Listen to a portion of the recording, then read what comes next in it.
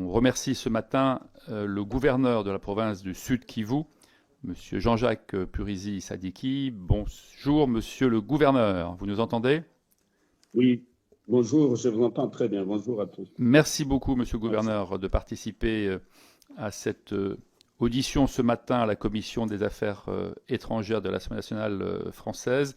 Nous attendons bien sûr pour vous expliquer quelle est la situation actuellement dans les Grands Lacs. Je rappelle que le Sud Kivu est la province la plus riche de la RDC en termes notamment de richesse dans les sous-sols. Et c'est bien sûr là également qu'il y a eu la principale offensive du M23 qui a pris notamment la ville capitale de Bukavu. Je précise également que nous recevrons en deuxième partie de cette matinée l'ambassadeur du Rwanda en France, de façon à disposer d'un panorama complet et contradictoire de la situation. Monsieur le gouverneur, notre commission est extrêmement attentive et très préoccupée. On a évoqué la situation dans votre province et dans votre pays à plusieurs reprises.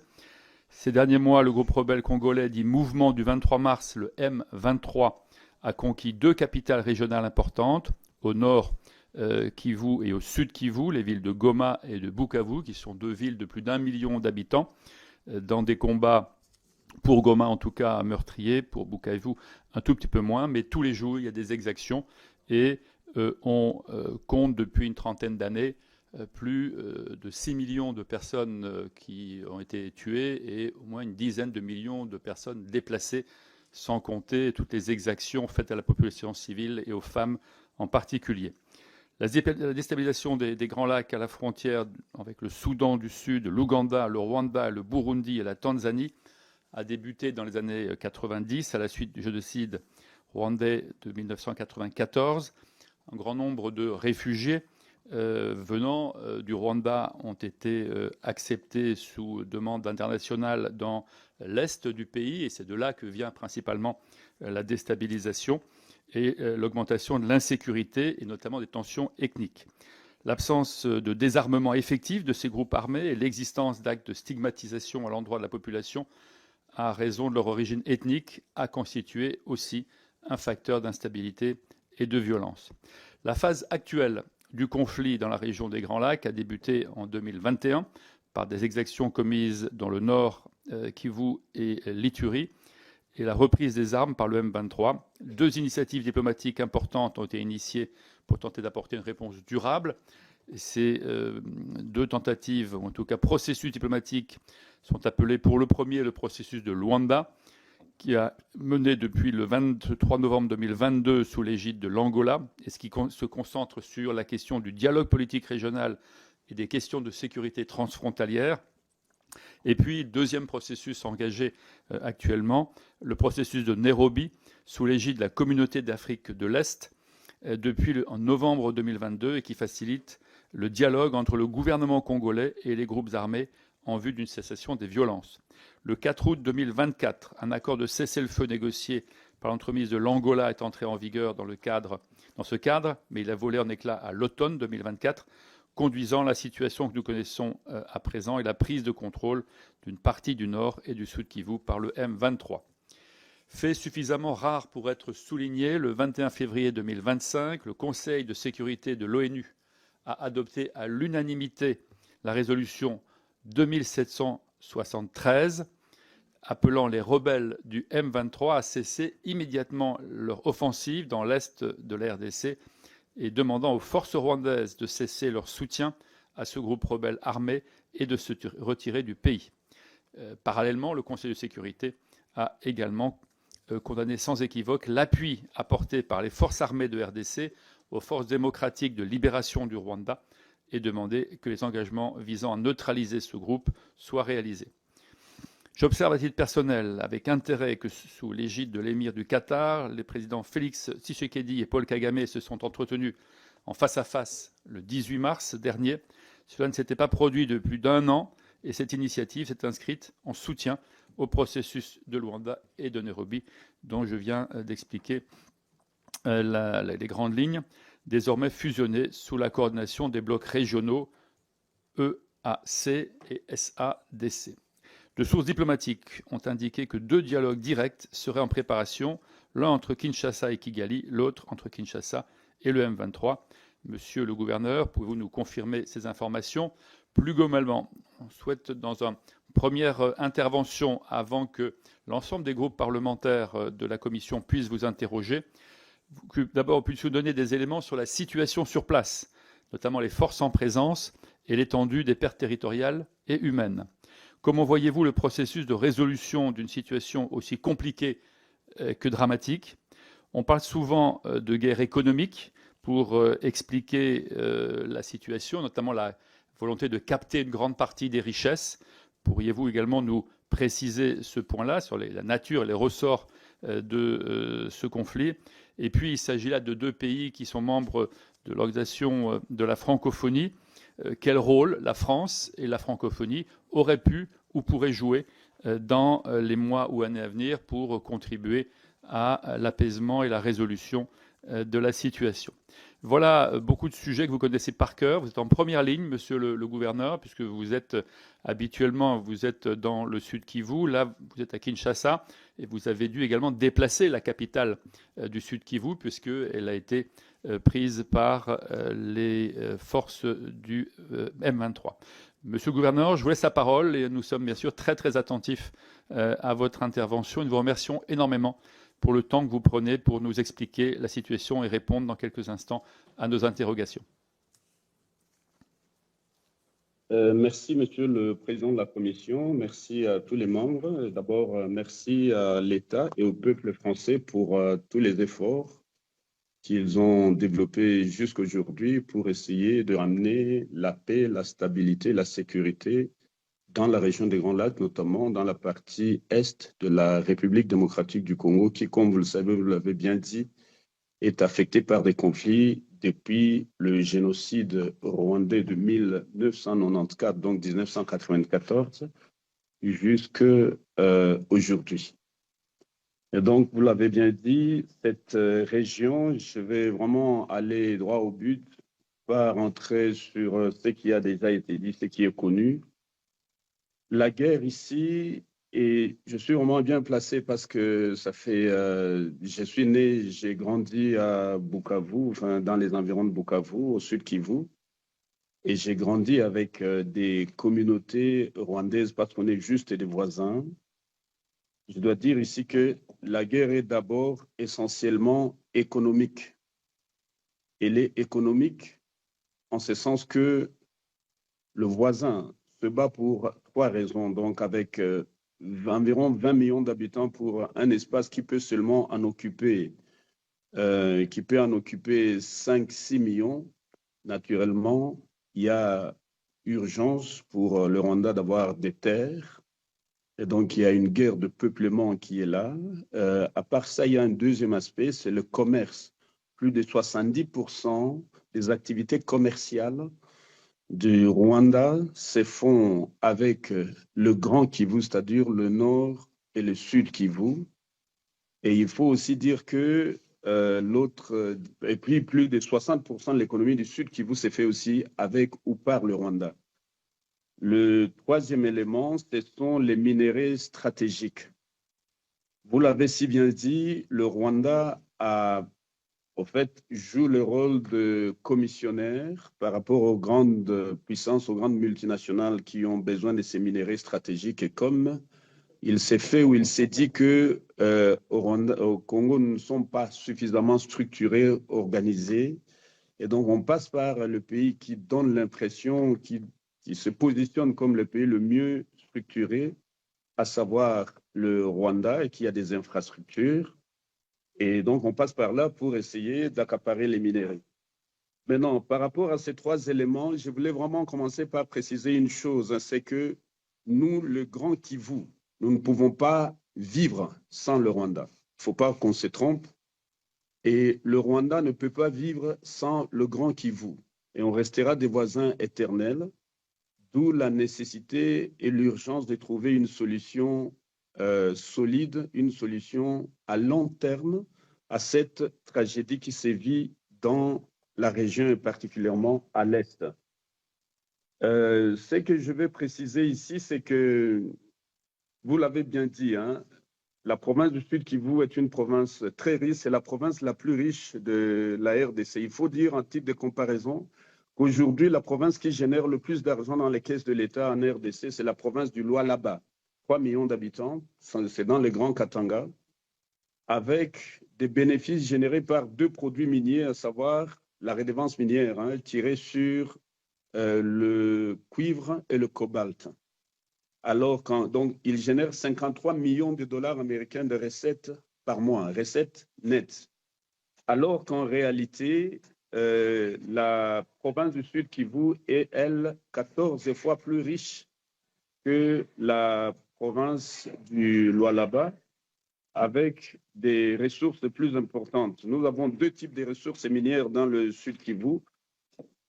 La première partie des ressources, ce sont des ressources en cours d'exploitation, à savoir la cassitérite, l'or, le coltan et la tourmaline, qui sont déjà exploités seulement à 30 ou 33%. Nous avons aussi des minéraux stratégiques non encore exploités, mais déjà certifiés. Donc, ce sont des ressources certifiées qui sont...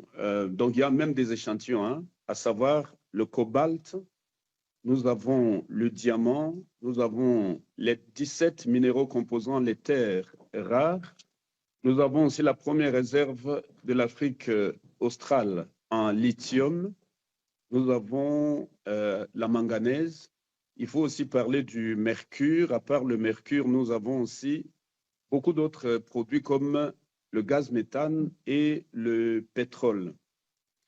Il faut dire aussi que nous avons d'importantes réserves forestières, notamment le parc national de Kaouzi-Biega qui recèle des spécimens rares. C'est la première réserve mondiale des gorilles des montagnes, par exemple. Nous avons une biodiversité très, très riche et des millions d'hectares de terre.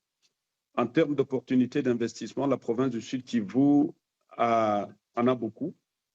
Il y a 29 aérodromes et aéroports à construire ou à réhabiliter. Nous avons le deuxième port le plus important de la RDC après Matadi, c'est-à-dire le port de Kalundu sur le lac Tanganyika qui connecte sur l'Afrique du Sud, donc l'océan Atlantique et l'océan Indien. C'est aussi le seul et le premier port à eau profonde de la République démocratique du Congo. Et donc, il y a plus de 145 ports à réhabiliter, dont celui que je viens de citer. En termes d'infrastructures, nous avons plus de 3000 kilomètres de routes à réhabiliter. Et je voulais vous informer que le prix au kilomètre, c'est que l'État congolais paye pour 1 kilomètre construit par des entreprises chinoises, c'est 3 millions de dollars américains pour 1 kilomètre. Et donc, les opportunités d'investissement sont nombreuses. Nous avons la seule ville de Bukavu à plus de 3 millions d'habitants, alors que l'ensemble de la province compte jusqu'à environ 12 à 13 millions d'habitants. Et donc, c'est une zone où il faut tout faire. On a besoin de tout, l'énergie, les infrastructures, les industries, ainsi de suite. Il y a 6 mois que nous avons pris le pouvoir à la tête de la province du Sud Kivu. Nous avons initié une série d'audits pour auditer le secteur de la vie de la province, l'économie, les finances, les minéraux, l'agriculture, la pêche et l'élevage. Et le constat est simple, c'est que les minéraux de la province du Sud Kivu sont exploités illégalement par des entreprises à capitaux chinois. 1600 entreprises ont été identifiées et toutes ces entreprises, aucune n'est en règle. Elles exploitent illégalement. La quantité identifiée est d'environ 750 000 kilos d'or tous les 6 mois. Et toute cette quantité traverse au Rwanda, qui a des industries, qui a compris le système, qui a placé ses usines de raffinage tout au bord de la frontière. Et donc, on raffine au Rwanda, et parfois des capitaux viennent du Rwanda, 1 million de dollars en liquide. On les fait traverser par la corruption qui sévit malheureusement dans nos services. On les fait traverser dans la partie est, donc au nord et au sud Kivu. Et puis, on ramène le produit de l'autre côté. Entre-temps, nous ne payons pas, nous ne recevons pas des dividendes là-dessus. Dans le cadre des réformes que j'ai menées à la tête de la province, j'ai suspendu d'abord toute activité minière sur l'ensemble de la province. J'ai sorti un arrêté le 18 juillet dernier.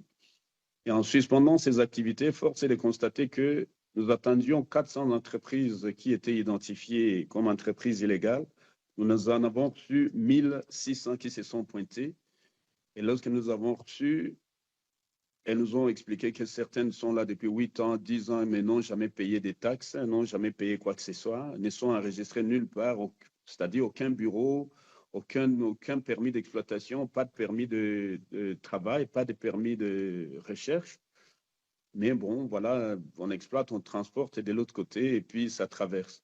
Je dois préciser ici que, selon nos enquêtes, contrairement à ce qu'on dit que 90% de cette production va en Chine, c'est faux.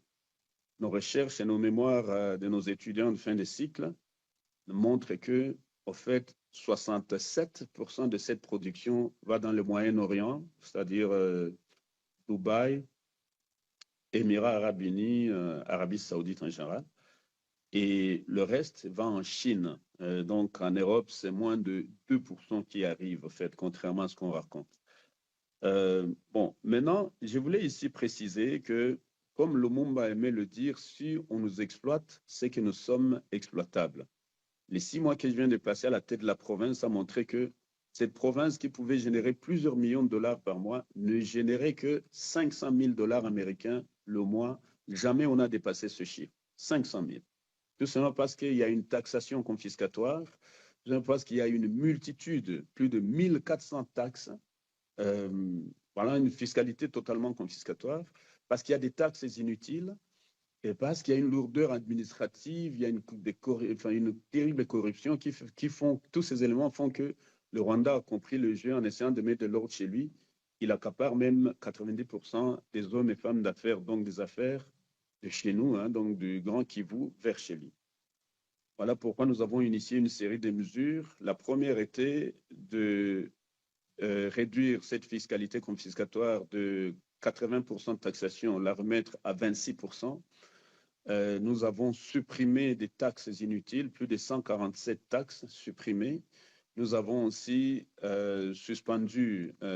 réduit sensiblement les taxes, mais je vais dire ici que nous avons initié un processus de bancarisation, de numérisation et de guichets et la mise en place des guichets uniques pour toutes les transactions commerciales. Et ça a commencé à générer des effets. Nous avons imposé une politique de bonne gouvernance. Nous avons arrêté plus d'une quarantaine de hautes personnalités qui étaient impliquées dans la corruption. Nous avons arrêté des entreprises chinoises qui exploitaient illégalement. Nous avons forcé à commencer à payer. Et toutes ces mesures ont généré de l'argent dès le premier mois. Au lieu de 500 000, nous avons généré 1 750 000 dans les recettes de l'État. Et si toutes ces mesures étaient mises en place, nous avons estimé que d'ici 7 mois, nous en étions à 25 millions de dollars américains le mois. Donc, on est en train de s'entretuer dans cette région pour rien. Il y a beaucoup d'argent, beaucoup de moyens pour que les Rwandais, les Burundais, les Congolais, les acteurs internationaux, tous, on se retrouve. Concrètement, je ne vais pas vraiment rentrer dans la polémique, qui a raison, qui a tort. On sait que la tragédie qui se vit là-bas a déjà emporté des millions de citoyens congolais. Les Rwandais souffrent aussi de cette guerre, contrairement à ce que le régime essaie de montrer, bien sûr.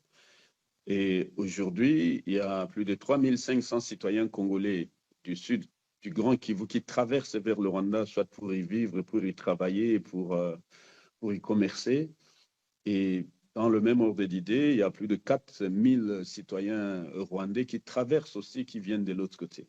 Et donc, comme je le disais tantôt, on ne peut pas vivre les uns sans les autres. On a un destin intimement lié et à vie, et il faut qu'on se comporte comme tel. C'est que j'ai conseillé au président de la République, Félix-Antoine Tshisekedi Tshilombo, dès que j'ai l'occasion de le rencontrer, je lui ai conseillé la nécessité, la pertinence de discuter avec son homologue rwandais, parce que c'est ça le nœud du problème.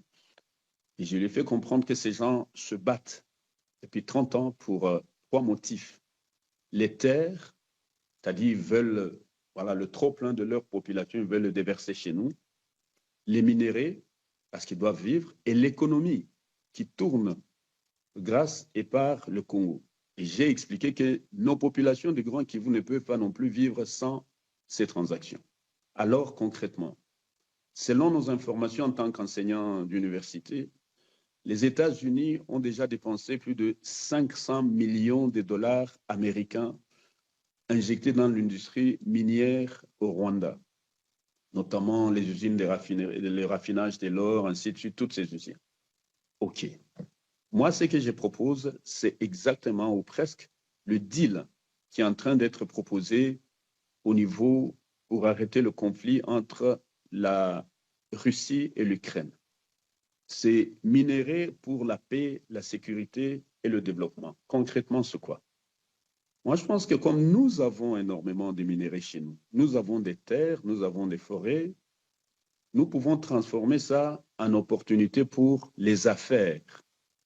Et les affaires pour des entreprises crédibles, plus des entreprises, ou plus seulement des entreprises aux capitaux chinois qui vraiment ne respectaient pas les dimensions éthiques et équitables, les dimensions droits de l'homme, les dimensions protection de l'environnement, et qu'on amène des entreprises européennes, notamment françaises, américaines, ainsi de suite, pour qu'elles rentrent dans le jeu. Concrètement, il s'agit d'exploiter les premières réserves mondiales de cassitérite, de coltan, de cobalt, de cuivre, de diamant se trouvent au sud Kivu.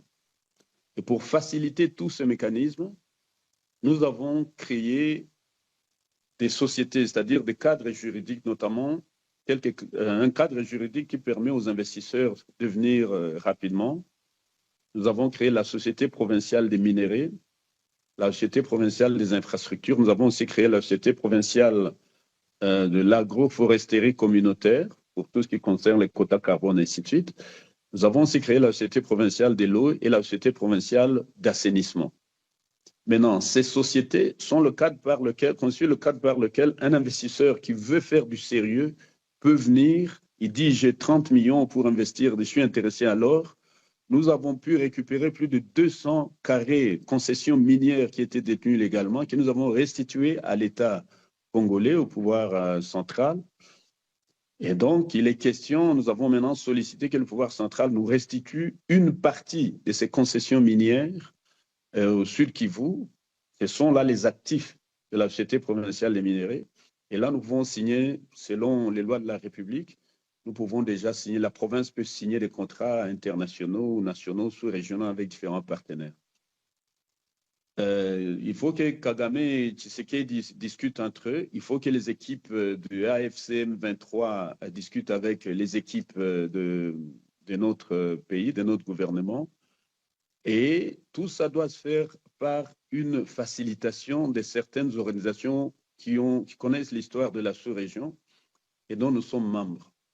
Je pense particulièrement à l'Organisation internationale de la francophonie. Je pense que c'est vraiment une très, très belle opportunité. L'Organisation internationale de la francophonie, avec l'appui de la RDC d'ailleurs, lors du vote qui a eu lieu à Yerevan, pour vous rappeler qu'on a mis en place une secrétaire générale rwandaise, Madame Mushikiwabo. Et à côté de ça, avec l'appui de la RDC, la francophonie tourne bien parce que nous sommes le premier pays francophone au monde. Et je crois que c'est vraiment l'opportunité, c'est un espace de démocratie, des droits de l'homme, de bonne gouvernance qu'on peut exploiter maintenant. On organise, que la francophonie prenne le lead en organisant une conférence régionale où nous, les gouverneurs du Sud Kivu, le gouverneur de province voisine du Rwanda, c'est-à-dire de Kamembe qui est voisine du Sud Kivu, trois gouverneurs du Burundi aussi qui avoisinent le Sud Kivu, celui de Tanzanie qui borde le lac Tanganyika et le Sud Kivu, qu'on se mette ensemble, qu'on associe les organisations des femmes, des jeunes et des droits de l'homme, la société civile, pour qu'on réfléchisse sur comment on peut accompagner les mécanismes, que la guerre ne nous amène à rien et on ne peut que réussir tous ensemble. À côté de ça, il faut qu'on fasse jouer les organisations sous-régionales. Nous avons la communauté économique des pays des Grands Lacs qui réunit le Rwanda, le Burundi et la RDC. Nous avons la conférence internationale sur la région des Grands Lacs qui réunit les 12 pays entourant la RDC. Nous avons aussi East African Community, nous avons la SADC, South African Development Community. Nous avons aussi la CAC, la communauté économique des États d'Afrique centrale. Ces organisations ont toute une série de mécanismes. Et forcément, il faut qu'on rentre à l'accord cadre d'Addis Abeba, le seul, à mon avis, le seul accord qui a été signé et ratifié par tous les chefs d'État de la région, de l'Afrique, au fait. Donc, il faut qu'on discute maintenant concrètement comment sortir de ça. Et je crois qu'on se bat pour les minéraux. Et la preuve, c'est que la progression, la cartographie de la progression de l'armée rwandaise à l'intérieur du sud et du nord Kivu suit la cartographie et le positionnement des sites miniers.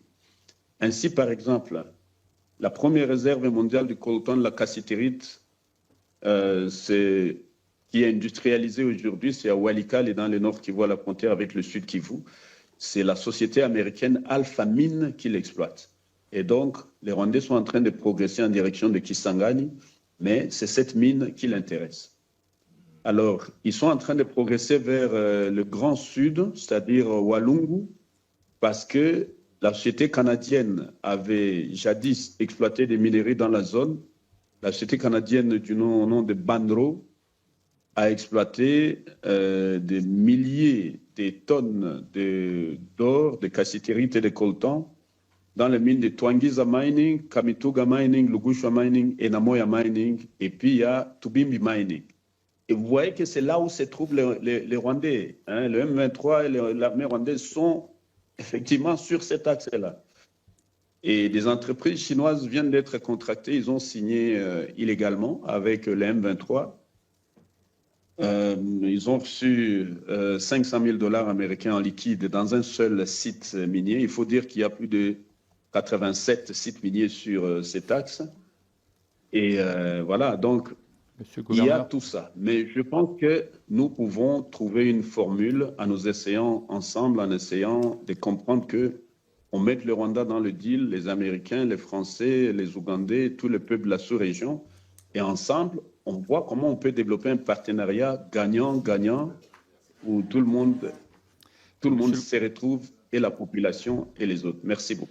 Monsieur le gouverneur, on vous remercie beaucoup. Merci pour cette vision venue vraiment au plus proche du terrain et d'une vision finalement possible d'une résolution en ayant pris cet axe économique qui, pour vous, bien sûr, est la principale raison de cette guerre. Vous l'avez très bien montré et merci pour l'espoir que vous donnez d'une résolution possible sur ces éléments-là. Reste qu'il y a beaucoup de sujets que l'on va, je pense, aborder lors de cette deuxième partie de notre audition. J'ai demandé aux différents groupes parlementaires qui ont désigné un porte-parole d'intervenir. Et le premier à intervenir ce matin intervient pour le groupe Horizon et Indépendant. Je donne la parole à Bertrand Bouix.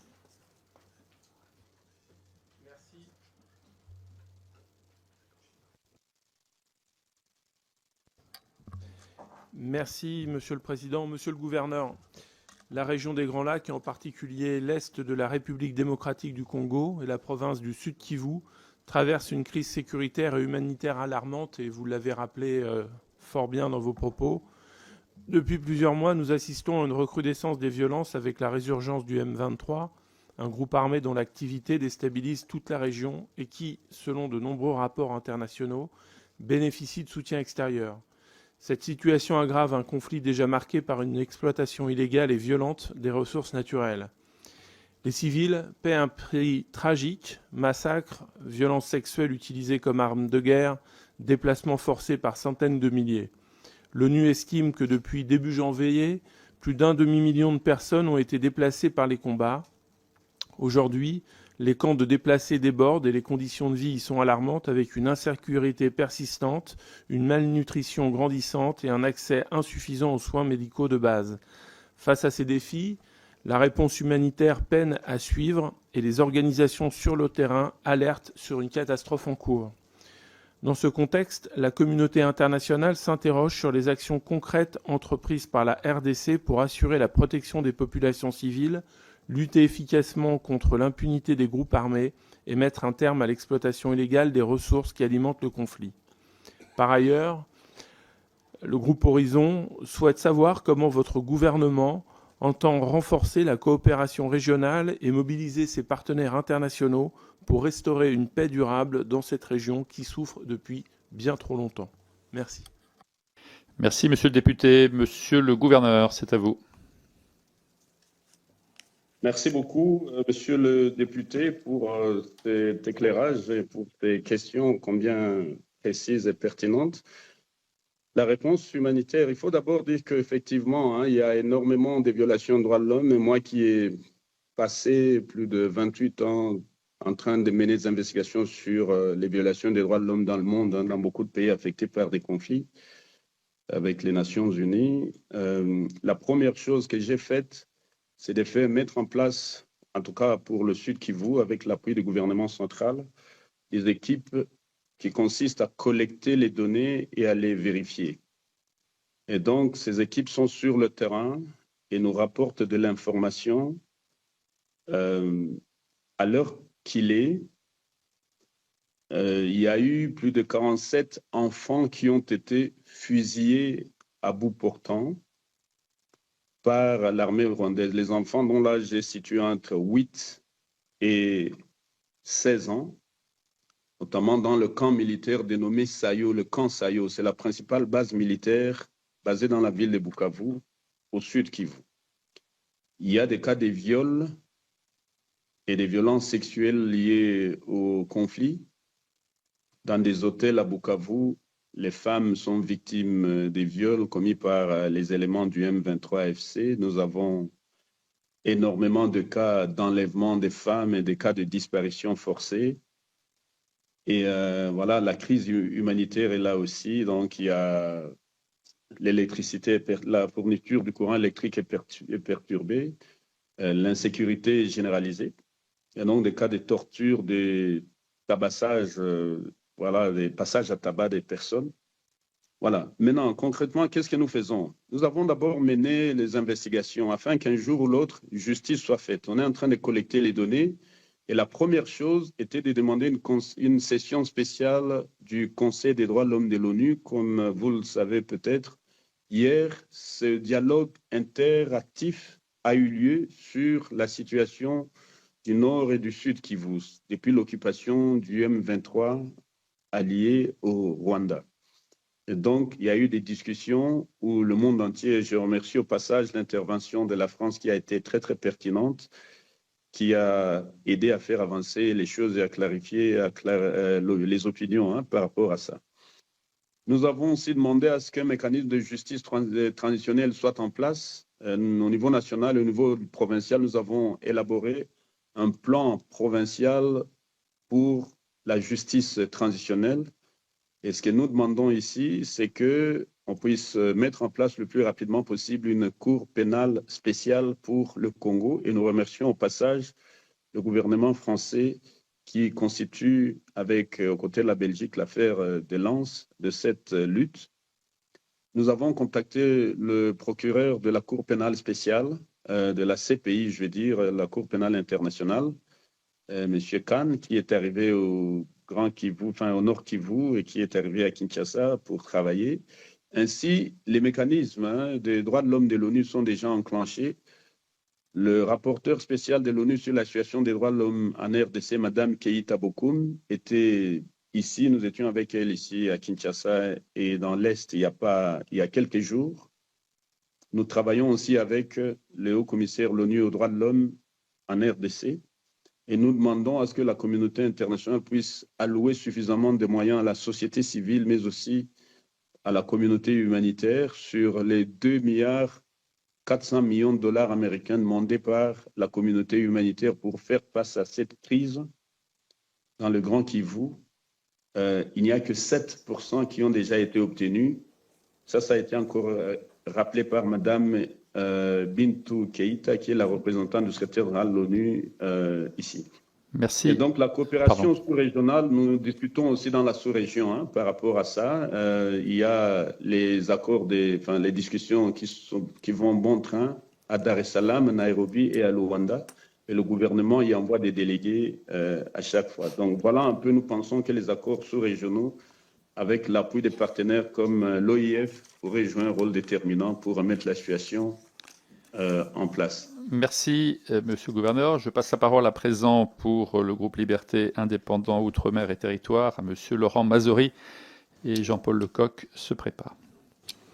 Merci, Monsieur le Président. Bonjour, Monsieur le Gouverneur. En mars dernier, l'Agence des Nations Unies pour les réfugiés indiquait que près de 900 viols ont été commis dans l'est de la RDC en l'espace de 2 semaines, soit une moyenne de 60 par jour. En 2023, 123 000 cas avaient déjà été recensés dans l'ensemble de la RDC, dont plus de 70% à l'est du pays. Le recours aux violences sexuelles et aux viols comme arme de guerre n'est pas nouveau dans cette région du monde. En s'attaquant aux femmes, mais aussi aux petites filles, c'est toute la société qui est ainsi visée. Le rapport Mapping, publié en 2010, faisait état des violations des droits de l'homme les plus graves commises entre 1993 et 2003 et faisait déjà notamment état de cette fatalité. Il indiquait par exemple l'impunité, l'indiscipline, la haine ethnique, la normalisation de la violence, les croyances mystiques, les phénomènes de coercition mentale exercés sur les enfants soldats, l'encouragement passif ou actif de la hiérarchie militaire institutionnelle et rebelle, expliquent la généralisation des violences sexuelles qui ont touché les femmes de tout âge, y compris les fillettes, parfois de 5 ans seulement, mais aussi les femmes âgées. Aussi, le projet Mapping avait notamment comme objectif d'élaborer une série d'options destinées à aider le gouvernement de la RDC à identifier les mécanismes appropriés de justice transitionnelle permettant de traiter les sujets des violations perpétrées en matière de vérité, de justice, de réparation et de réforme. En 2021, dans le rapport du secrétaire général sur la mission de l'Organisation des Nations Unies pour la stabilisation en République démocratique du Congo, ce dernier estimait encourageant l'attachement du gouvernement congolais à la progression de la justice transitionnelle et les progrès dans l'instauration de mesures de justice transitionnelle dans la région du Kasaï. Pourriez-vous nous faire état du développement de cette justice transitionnelle dans votre région à ce jour, en particulier et plus largement en RDC ? Par ailleurs, le Bureau des droits de l'homme de l'ONU accuse, en dehors des crimes du M23, encore l'armée congolaise de violences sexuelles. Qu'en est-il et quelles sanctions seront enfin prises ? Et pouvez-vous vous engager au nom de votre gouvernement à ce que ces agissements et ces crimes insupportables cessent définitivement ? Je vous en remercie. Merci, Monsieur le député. Monsieur le Gouverneur, si vous voulez bien répondre. Merci beaucoup. Je commence par le dernier point. Je suis tout à fait d'accord qu'il y a des violations des droits de l'homme à l'encontre de la femme, notamment les violences sexuelles liées au conflit, particulièrement les viols. Et je suis particulièrement sensible à la question en ce sens que pour avoir été dirigeant du Fonds de développement des Nations Unies pour la femme avant que je ne rentre au pays il y a 5 ans, j'enseigne aussi à l'université avec le professeur Mukwege à Panzi.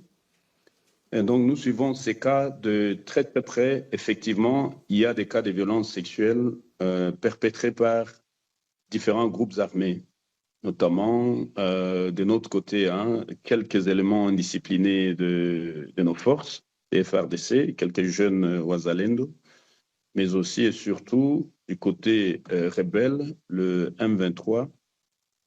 Il y a cette politique et l'armée rwandaise, bien sûr, qui opère dans le Grand Kivu.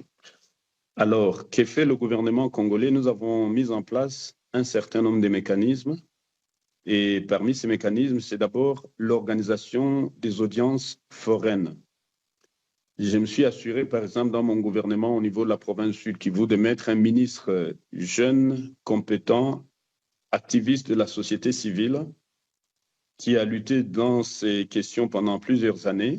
Et donc, je l'ai nommé ministre de la Justice, des droits de l'homme, de la promotion et de la protection du genre et des droits humains de la femme. C'est le seul, d'ailleurs, ministère dans la sous-région qui est dénommé comme ça pour vraiment mettre un point essentiel, un focus essentiel sur la nécessité de protéger la femme, l'enfant, mais aussi de mettre en application toute une série de résolutions que nous avons signées, à savoir la résolution 1325 du Conseil de sécurité des Nations Unies.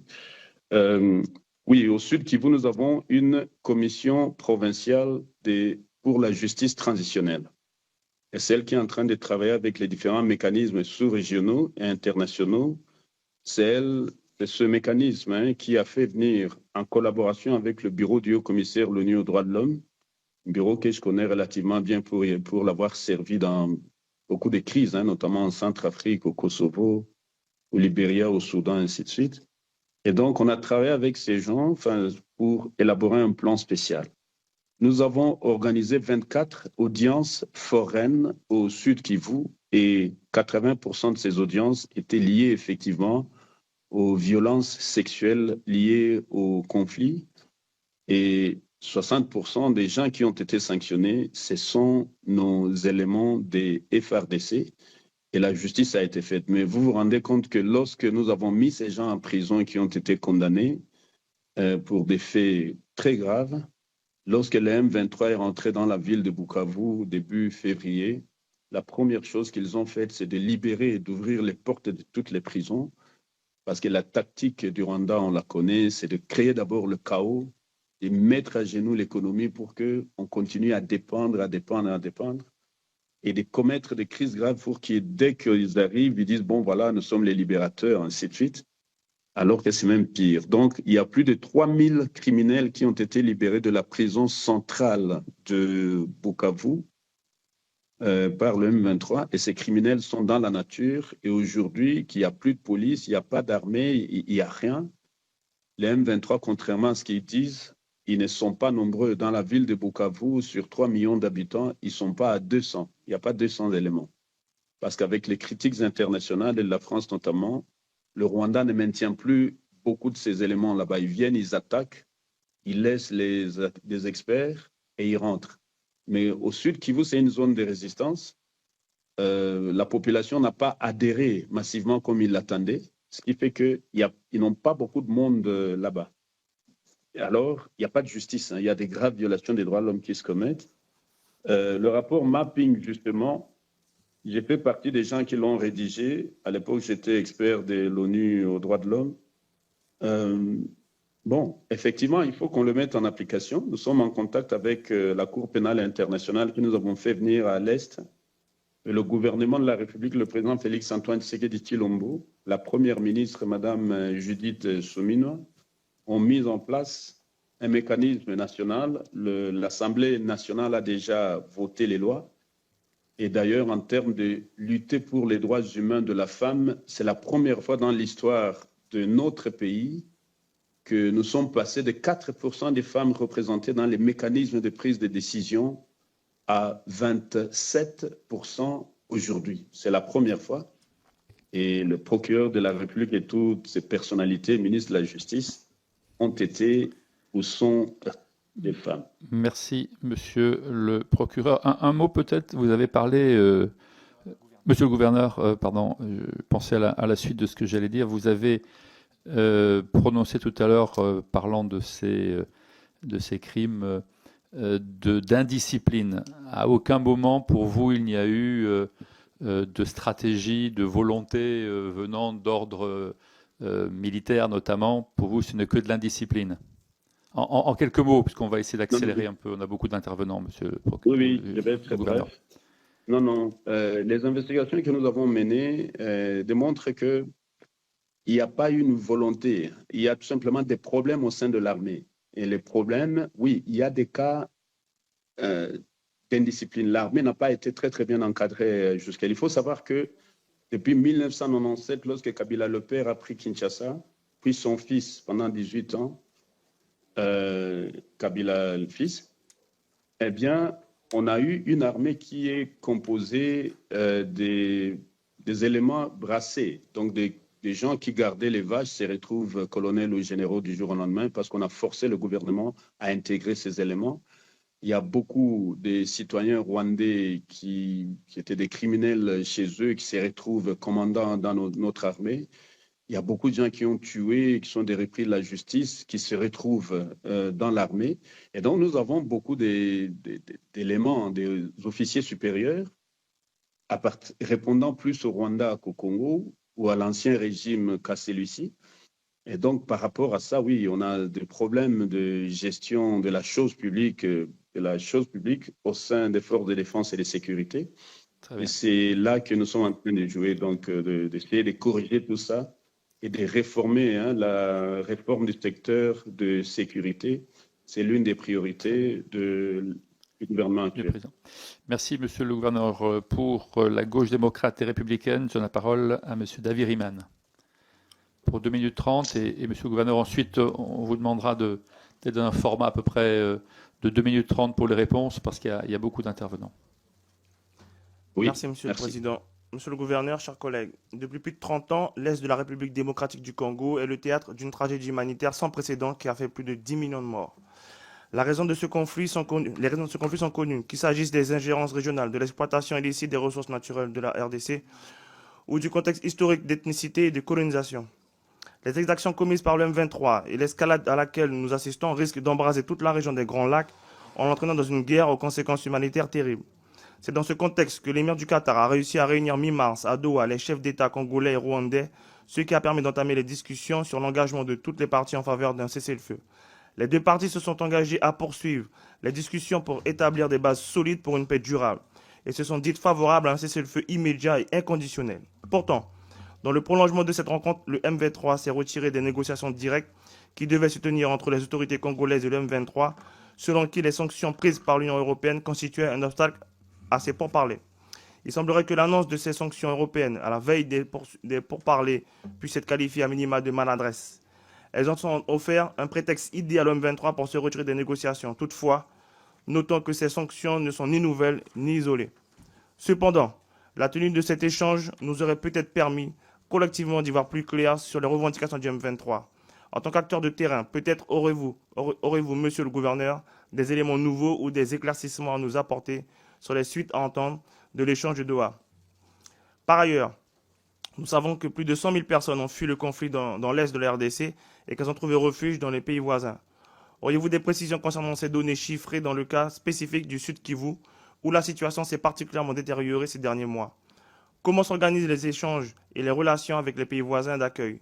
Quelles sont les perspectives de retour à moyen, long terme?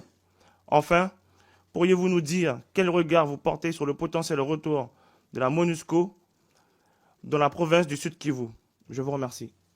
Merci, Monsieur le député. Monsieur le Gouverneur, c'est à vous. Merci beaucoup, Monsieur le député. Je voulais juste préciser ici que par rapport à ce qui vient d'être évoqué, bon, effectivement, il y a beaucoup de sanctions. Le régime du Rwanda se comporte comme Netanyahou se comporte vis-à-vis des résolutions de la communauté internationale de l'ONU, notamment par rapport à la question de Gaza et de la Cisjordanie. Il y a beaucoup de résolutions qui sont signées qui interdisent le Rwanda de se retirer. Tout le monde sait que depuis plus de 30 ans, le Rwanda est à l'intérieur, c'est documenté, c'est prouvé, mais il n'y a pas d'effort pour vraiment le sortir définitivement du Congo. Le rapport mapping n'a jamais été mis en application, et lorsque le M23 se retire de la table de négociation des accords de Luanda pour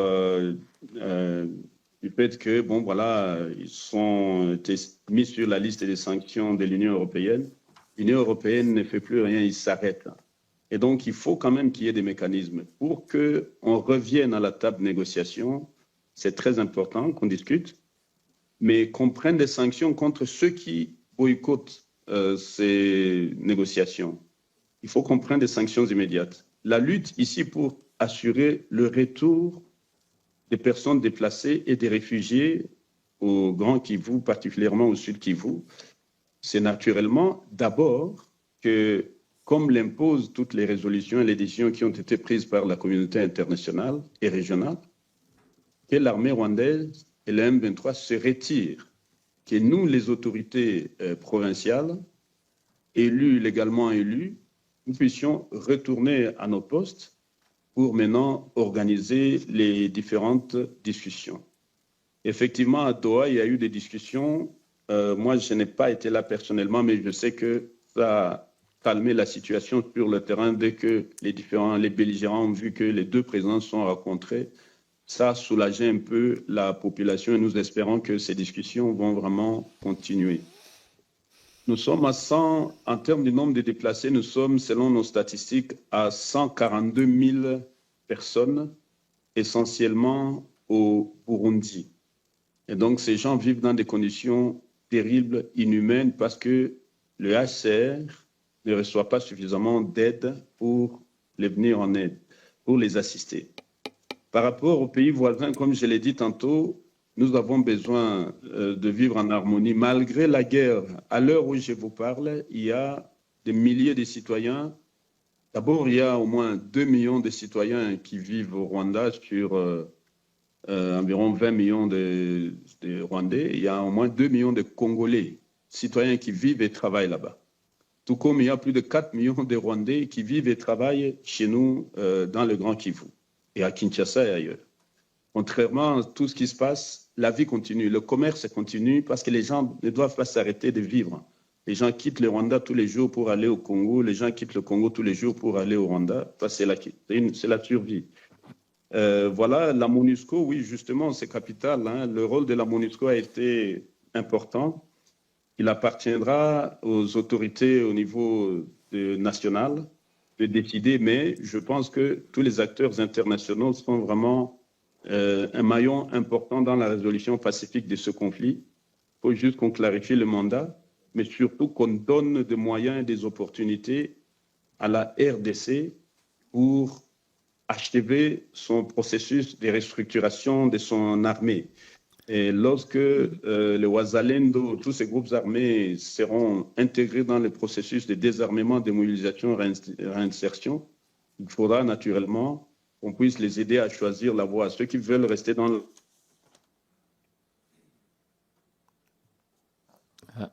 Ceux qui ne veulent pas seront intégrés. En disant que les FDLR, oui, on en parle beaucoup. Personnellement, et vraiment en toute objectivité, je pense que c'est un argument politique justificatif de la tragédie de l'intervention rwandaise au Congo qu'autre chose. C'est depuis 1994, quand même, l'armée rwandaise a géré l'Est du Congo. Pourquoi ils ne les ont pas éliminés? Il y en a quelques-uns, mais c'est des forces qui ne sont plus négatives. Et le rapport du haut-commissaire de l'ONU l'a montré. C'est des résidus, des forces résiduelles qui ne constituent plus un danger. Et lorsqu'on leur demande, on les prend, on les ramène au Rwanda, que le Rwanda aussi accepte de discuter avec eux, de terminer tout ça là-bas. Pourquoi on doit souffrir pour une affaire qui n'est pas la nôtre? Voilà un peu. Merci, Monsieur le Gouverneur. La parole pour le Rassemblement national à Monsieur Stéphane Rambaud. Merci, Monsieur le Président. Monsieur le Gouverneur, votre province subit de plein fouet l'offensive du M23, soutenue par le Rwanda, qui s'empare de villes comme Bukavu et pille vos ressources, coltan, or, diamants, au nez et à la barbe d'une Union européenne complaisante. Ce pillage orchestré par Kigali finance une guerre responsable de 8 à 10 millions de victimes civiles congolaises en quelques décennies. Il contraint aussi des centaines de milliers d'habitants à devenir des réfugiés intérieurs ignorés par une communauté internationale trop souvent indifférente. L'aide humanitaire devient impossible à acheminer en raison du rôle actif joué par le Rwanda. Pendant ce temps, l'Union européenne, drapée dans ses prétendues valeurs éthiques, se contente d'acheter ses matières premières volées et de verser 20 millions d'euros au Rwanda pour ses interventions au Mozambique sans aucun contrôle. Le Rassemblement national, comme l'a martelé Marine Le Pen en janvier 2025, refuse cette hypocrisie. L'Union européenne doit cesser d'être le receleur du pillage rwandais en RDC. Le 10 février, notre groupe au Parlement européen a déposé une motion exigeant la condamnation de l'agression rwandaise via le M23, la suspension immédiate des aides et accords avec Kigali, notamment le mémorandum sur les matières premières, et un soutien concret à l'armée congolaise face à ces violations de votre souveraineté. Nous déplorons aussi par ailleurs l'inaction de la MONUSCO, incapable de protéger vos populations après 20 ans de présence. Monsieur le gouverneur, comment percevez-vous aujourd'hui l'action de l'Union européenne dans la région? Merci, Monsieur le député. Monsieur le gouverneur, c'est à vous. Si vous pouvez rester dans un format de 2 minutes 30, ce serait très bien. Merci. Je remercie sincèrement le député élu du RN pour la pertinence de ces questions et pour cette importante préoccupation par rapport à la tragédie qui sévit chez nous depuis 1994, donc 1994 jusqu'à aujourd'hui, par l'action du Rwanda qui se positionne en sous-traitant des acteurs internationaux, des multinationales, du CAC 40, du Big Five et les États qui les accompagnent. Effectivement, l'Union européenne, nous sommes avec l'Union européenne ici sur le terrain, dans les provinces, mais aussi à Kinshasa, depuis très très longtemps. Ils ont développé un certain nombre de projets importants. Mais effectivement, nous sommes perplexes par rapport au fait que le principal bailleur des fonds du Rwanda aujourd'hui, à 67%, c'est quand même l'Union européenne. Les forces de maintien de la paix du Rwanda à l'extérieur du pays, c'est quand même l'Union européenne. Et un des principaux acheteurs des minéraux qui viennent du Rwanda, c'est quand même aussi l'Union européenne ou via l'Union européenne. Et cette contradiction où il se positionne en appui pour la promotion, la protection des droits de l'homme, et à côté de ça, elle continue à appuyer un régime qui ne respecte pas la politique de diligence voulue en matière des droits de l'homme. Et cette contradiction pose un certain nombre de problèmes et rend la population vraiment très, très perplexe. Néanmoins, nous sommes conscients que la solution ne viendrait pas d'ailleurs non plus. La solution, par rapport à tous les acteurs internationaux, elle viendra d'abord de l'Union européenne et des citoyens européens qui devraient vraiment aider à faire pression à la communauté, aux institutions en place pour changer la donne. Que le rapport mapping soit mis en application, que le contrat soit effectivement sur les minéraux, soit conclu plutôt avec la RDC, comme je l'ai dit tantôt au début de mon intervention, qu'avec le Rwanda. Et forcément, il n'est pas question d'humilier qui que ce soit. Le Rwanda viendra aussi dans le deal.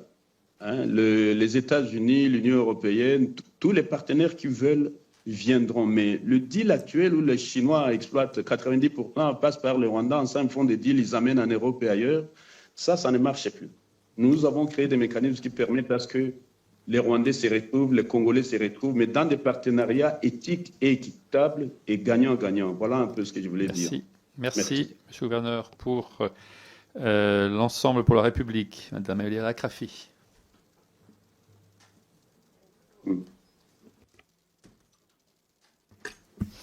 Merci, Monsieur le Président. Monsieur le Gouverneur, je me réjouis de m'adresser à vous aujourd'hui en tant que député des Français qui vivent en Afrique subsaharienne pour faire le point au plus près du terrain sur la situation en République démocratique du Congo.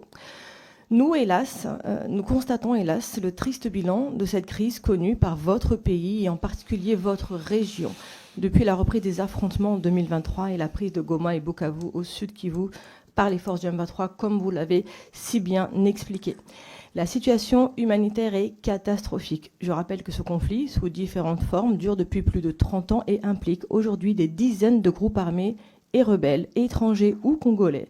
Je souhaite ici saluer tous les humanitaires et notamment les Français qui restent sur le terrain pour soutenir les plus vulnérables. Je souhaite rappeler aussi le soutien de la France à toute mesure permettant de mettre un terme au combat et à la reprise du dialogue, un travail auquel notre pays s'attelle en bilatéral en parlant aussi bien avec la RDC qu'avec le Rwanda ou d'autres États de la région. Mais elle le fait aussi dans les enceintes internationales. Je rappelle ainsi que la France a fait adopter à l'unanimité devant le Conseil de sécurité une résolution condamnant les offensives du M23 et appelant au retrait des troupes rwandaises de RDC. Notre diplomatie a toujours plaidé pour le respect de l'intégrité territoriale et de la souveraineté de la RDC et s'indigne du prix que doivent payer, comme toujours, les populations civile, et je réitère ce message ici avec force. Je veux croire au message d'espoir qu'a fait naître la rencontre au Qatar le 18 mars dernier entre Paul Kagame et Félix Tshisekedi sous l'égide de l'émir Tamim Ben Hamad Al Thani, dont je salue les efforts en faveur de la paix. Monsieur le gouverneur, le chef-lieu de province du site du Kivu a dû être relocalisé à Uvira avec toutes les instances légales et c'est une administration parallèle qui a été mise en place à Bukavu. Pouvez-vous nous dire comment les administrations et les services publics peuvent fonctionner dans de telles conditions? Et voyez-vous sur le terrain des améliorations ou du progrès depuis la rencontre des deux chefs d'État au Qatar? Et enfin, et vous y avez un petit peu répondu, comment nous, ici à l'Assemblée nationale, vu que vous êtes devant nous, comment nous, en tant que députés, pouvons-nous vous aider, vous accompagner? Vous l'avez un petit peu abordé en parlant de l'OIF et certainement de l'APF. Je vous remercie. Merci, Madame la députée. Monsieur le gouverneur. Merci beaucoup, Madame la députée. Encore une fois, je tenais à revenir d'abord sur le rôle capital que joue la France ici sur le terrain. À l'heure où je vous parle, il y a des citoyens français qui ont refusé de quitter Bukavu parce qu'ils disent « nous ne voulons pas abandonner la population ». Et pour toutes les guerres qui se sont succédées, nous avons des jeunes gens, des jeunes Français qui sont restés avec nous et qui n'ont pas abandonné. À l'heure où je vous parle, il y en a encore sur place, notamment M. Dekandol, qui est le consul sur place, et toute son équipe. Et vraiment, ça touche la population, ça nous touche tous. Nous avons aussi quelques acteurs comme Médecins sans frontières France. Nous avons aussi l'Agence française de développement et l'OIF qui joue un rôle déterminant sur le terrain depuis très très longtemps. Et donc nous tenions vraiment avec l'ambassadeur et toute son équipe ici, l'ambassadeur de France et toute son équipe, c'est des acteurs qui ont compris ce qui est en train de se passer et qui nous aident à sensibiliser. Et nous tenions vraiment, au nom de la population de la province du Sud Kivu, à remercier la France et sa population à travers ces ambassadeurs que je viens d'évoquer. Maintenant, il y a d'abord une terrible tragédie humanitaire parce que, comme vous le savez, il y a deux grands aéroports dans la zone. Bukavu à l'aéroport de Kavumu et Goma à l'aéroport de Goma, qui sont occupés par le M23 et qui font des trafics illégaux par avion entre le Rwanda et ces deux capitales où les minéraux sont pillés et transportés vers le Rwanda. Maintenant, ouvertement, tous les dépôts ont été vidés. Les dépôts qui contenaient la cassiterite, le coltan, l'or, le diamant, transportés vers le Rwanda par avion. À partir de Goma et Bukavu, et on utilise ces aéroports pour maintenant connecter d'autres territoires. Les Rwandais sont dans la politique de fight and talk, ils participent aux négociations, mais de l'autre côté, les offensives vers les zones minières continuent et la population continue à souffrir sérieusement. Les accords de Doha ont apporté espoir, effectivement. Nous tenions à ce que l'Assemblée nationale française puisse continuer à marteler afin que les deux leaders continuent à se parler c'est-à-dire Tshisekedi et Kagame, et qu'ils comprennent que la population veut la paix, il veut que ça s'arrête. Vraiment, la souffrance est telle que vivre dans des zones sans armée, sans police, sans service de renseignement, c'est quelque chose de terrible. Donc les massacres tous les jours dans les zones occupées par des rebelles. Maintenant, effectivement, nous avons déplacé la capitale de la province de Bukavu à Uvira, où j'ai installé toute l'administration, c'est-à-dire l'armée, la police, les services de renseignement, les services des douanes. La difficulté par rapport à ça, c'est que nous n'avons plus de recettes. Les plus importantes recettes sont captées par le M23 pour financer sa guerre. Ce sont les recettes minières, parce que 78%, donc 78% des recettes de la province sont générés par les minéraux.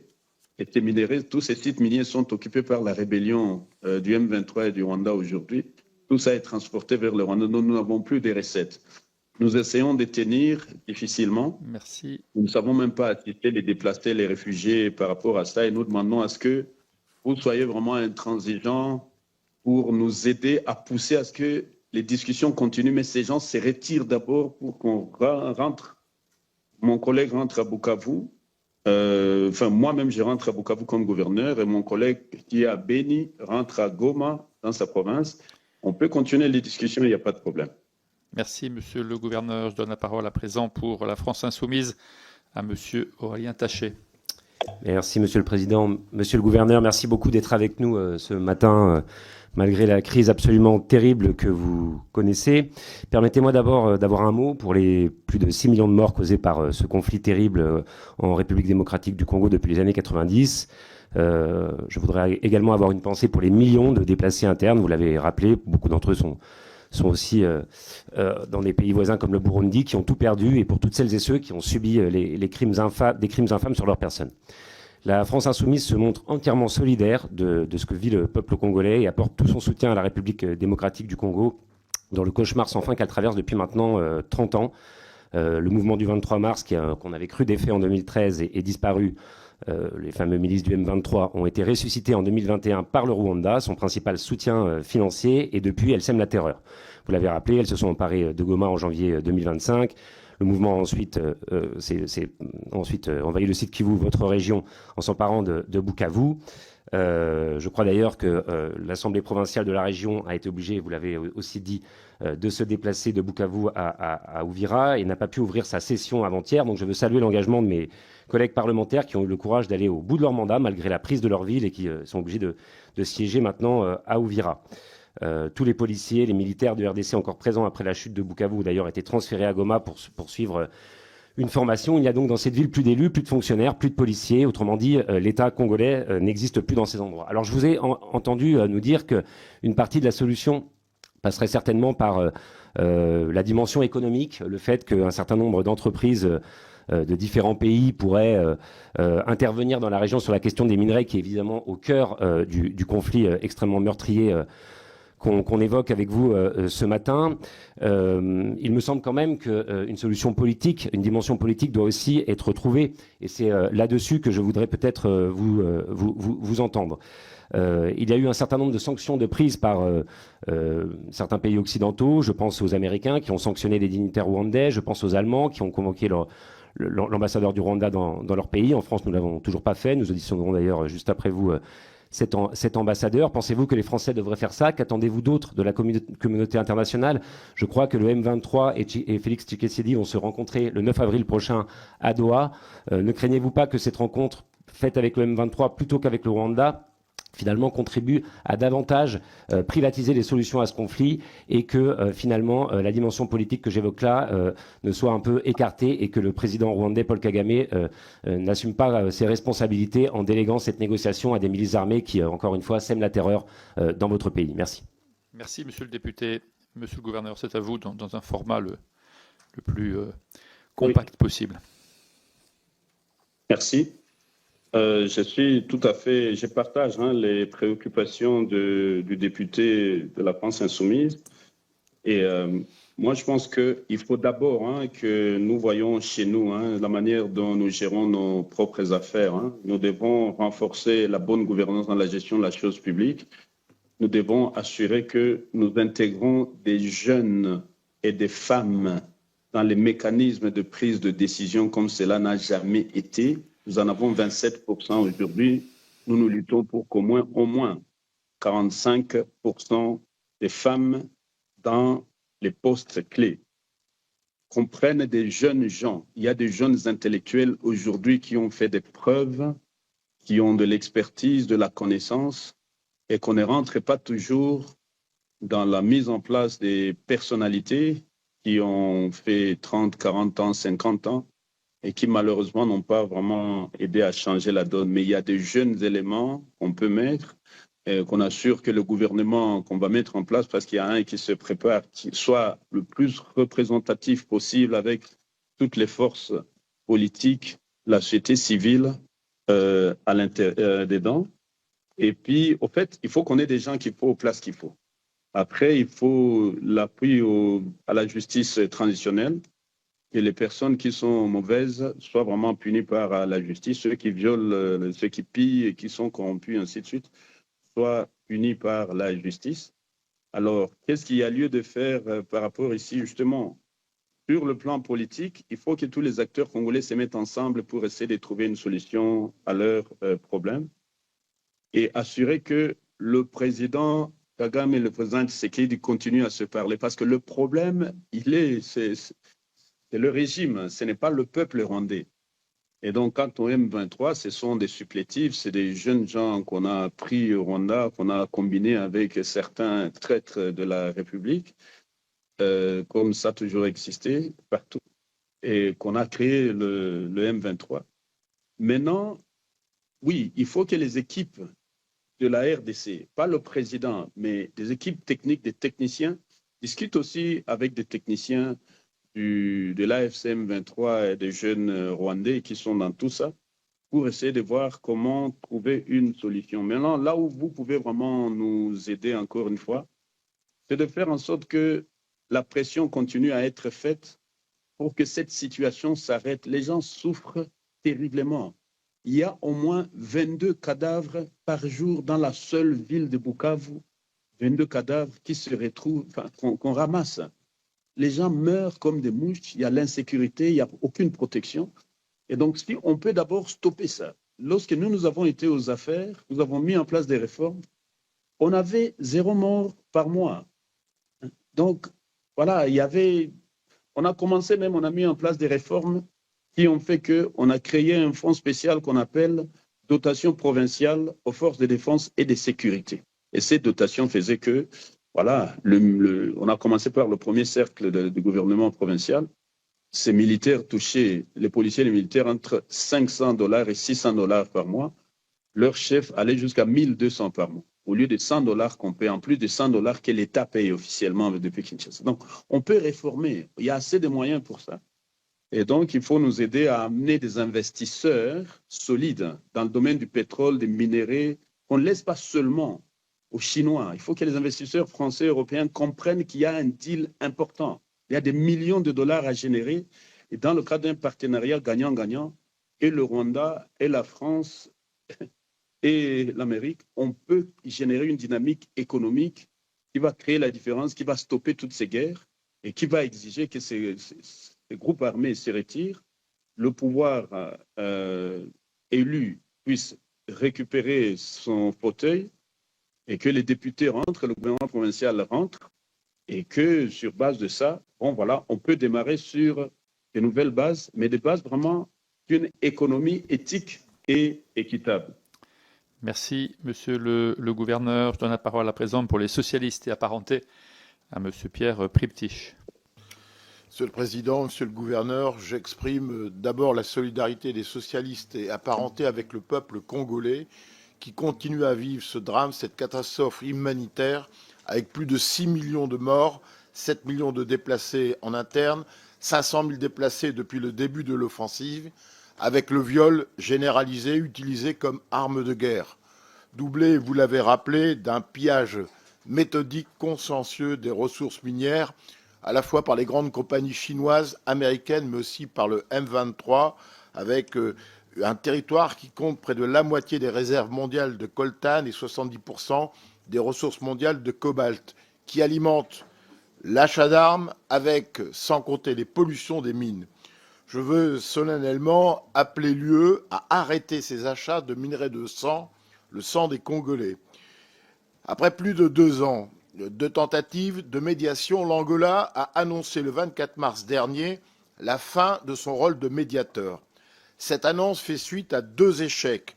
Rencontre manquée en décembre dernier à Luanda entre Tshisekedi et Paul Kagame, qui exigeaient que Kinshasa accepte un dialogue direct avec l'AFC M23.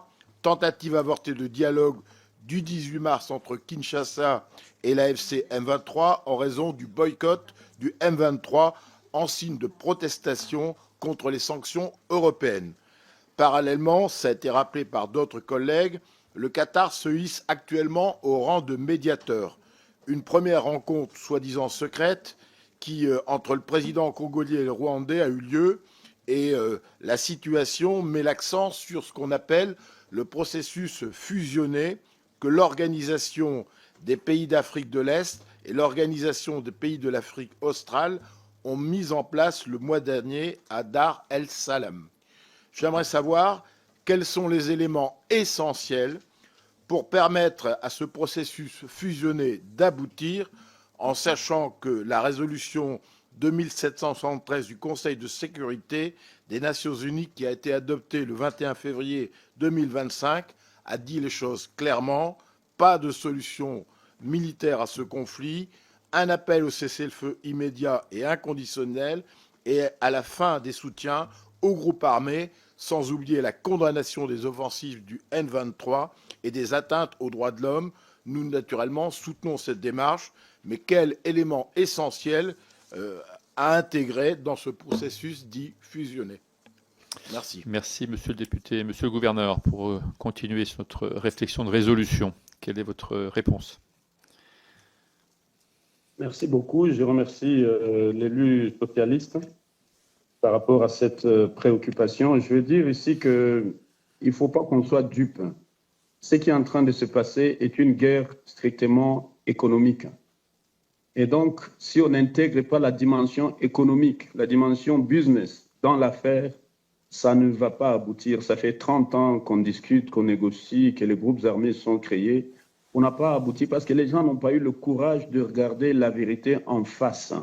Les gens n'ont pas eu le courage de se regarder en face et se dire la vérité.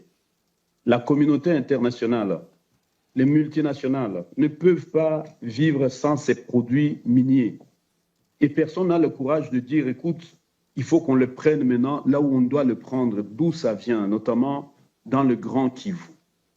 On passe par le Rwanda pour les prendre. Alors, ayons le courage de mettre tout sur la table et de dire, intégrons la dimension terre, c'est-à-dire les terres, vraiment les terres, parce que le Rwanda veut des terres par tous les moyens pour cultiver, mais surtout pour mettre son tronc plein de la population. À l'heure où nous parlons, au moins 140 000 familles ont déjà été déversées en un mois au sud Kivu pour aller occuper des terres. Mais on peut le faire. On a vécu avec des communautés rwandaises pendant des générations.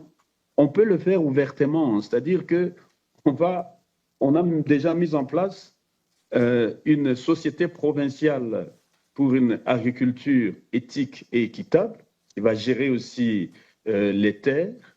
Eh bien, il n'y a pas de problème. La politique migratoire consistera tout simplement à mettre en application les accords sous-régionaux qui existent déjà, qui font la promotion de la libre circulation des personnes et des biens. La CAC, la CIRGL, la CPGL, la SADC, tous ces accords obligent le Rwanda et le Congo, parmi tant d'autres pays membres, à pouvoir laisser les gens venir. Comme je l'ai dit, il y a plus de 2 millions de citoyens congolais au Rwanda, il y a plus de 4 millions rwandais, mais ils peuvent être à 20 millions, 15 millions, il n'y a pas de problème, il y a encore des terres. Donc, touchons cette dimension des choses, autoriser les gens à ouvrir, à appliquer les textes existants pour que les gens viennent librement s'installer et vivre à condition de respecter les lois de la République. Voilà, il n'y a pas de problème. La deuxième dimension, ce sont les minéraux. Et donc, qu'on soit clair, qu'on dise au Rwanda, les Américains vous ont déjà construit des usines à presque $1 milliard américains.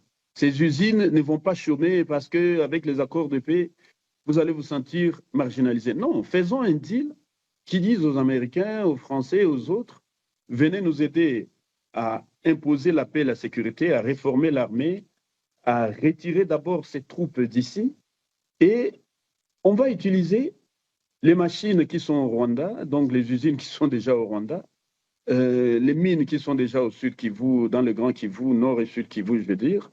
On va utiliser les expertises d'où qu'elles viennent. Et voilà, dans les 100% des bénéfices générés par le cobalt, le cuivre, la cassiterite, le coltan, l'or, ainsi de suite, voilà, le Rwanda aura son pourcentage, le Congo son pourcentage, les investisseurs leur pourcentage, et ça va aller. Donc, et puis, il faut que l'Union européenne vraiment veuille marteler sur ça, se retire des deals illégaux. Le deal illégal, c'est ce deal pour dire on prend les produits chez le reseller, chez le sous-traitant, au lieu de les prendre là où, chez le propriétaire. Et donc, voilà un peu des éléments que nous proposons et nous sommes d'accord pour avancer sur tout ça. Merci, monsieur le gouverneur. Je donne la parole pour le groupe écologiste et social à madame Dominique Voynet. Et puis ensuite, madame Maudepetit pour les démocrates se prépare. Merci, monsieur le président. Monsieur le gouverneur, La République démocratique du Congo vit une des crises les plus sérieuses de son histoire, une des plus graves dans le monde actuel. Vous avez parfaitement décrit les attaques et conquêtes dans le nord et dans le sud Kivu par des groupes armés, en particulier par les milices du M23 accompagnées par des troupes rwandaises. Le nombre de déplacés, les cas de violences sexuelles, la souffrance de millions de Congolais qui manquent d'aliments, d'eau potable, ce qui entraîne des épidémies dans le contexte d'un manque total d'accès aux soins. Dans cette situation, notre première réaction a été de nous associer, à l'image de l'Union européenne, du Royaume-Uni, des États-Unis ou encore de l'Allemagne, à une mécanique de sanction de Kigali. Mon groupe politique pensait que la France se devait de mettre toute la pression possible sur le Rwanda pour que les massacres s'arrêtent, pour que le pillage s'arrête.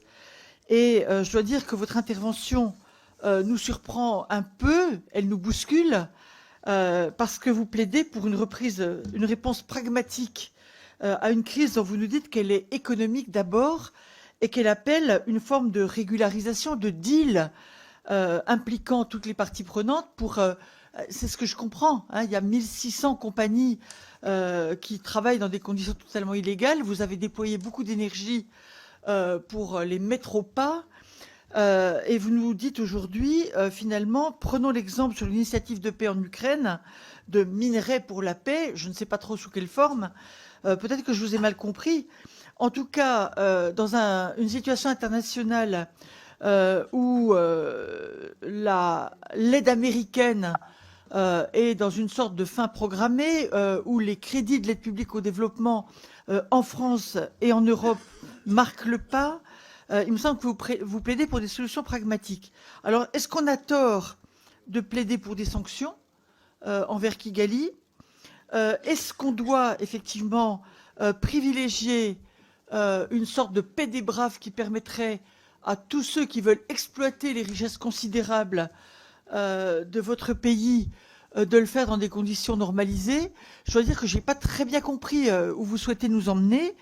J'ai cru comprendre aussi que vous étiez vous-même confronté à une sorte de remise en cause brutale, puisque un gouverneur parallèle a été un businessman, d'après ce que j'ai compris, et pas un diplomate, et pas un élu démocratiquement choisi par la population, est supposé vous remplacer. Alors, qu'attendez-vous de nous exactement? Qu'est-ce qu'on peut faire pour aider sans que pour autant le Nord et le Sud Kivu soient bradés aux ambitions des businessmen européens ou américains? Merci, Madame la députée. Monsieur le gouverneur, pour préciser votre pensée et votre demande plus clairement, vous savez bien que ici, les parlementaires sont extrêmement concernés et sont prêts à s'engager, à s'investir pour vous accompagner. Oui, merci. Merci à Madame Waneke, moi je connais les combats par rapport à la protection de l'environnement, la gestion des écosystèmes depuis très très longtemps. Je pense que ce qu'il faut, la première chose, c'est de faire en sorte que les autorités élues, légalement élues et qui étaient en place, qu'on fasse pression. La pression doit continuer justement, elle doit même être renforcée. Parce qu'on a pris des sanctions, mais ces sanctions ne sont pas encore appliquées. On a dit, bon voilà, on demande au Rwanda de retirer ses troupes. Ça a été pris par l'Union européenne, le Conseil de sécurité, l'ONU, le Conseil des droits de l'homme, ainsi de suite, beaucoup de pays.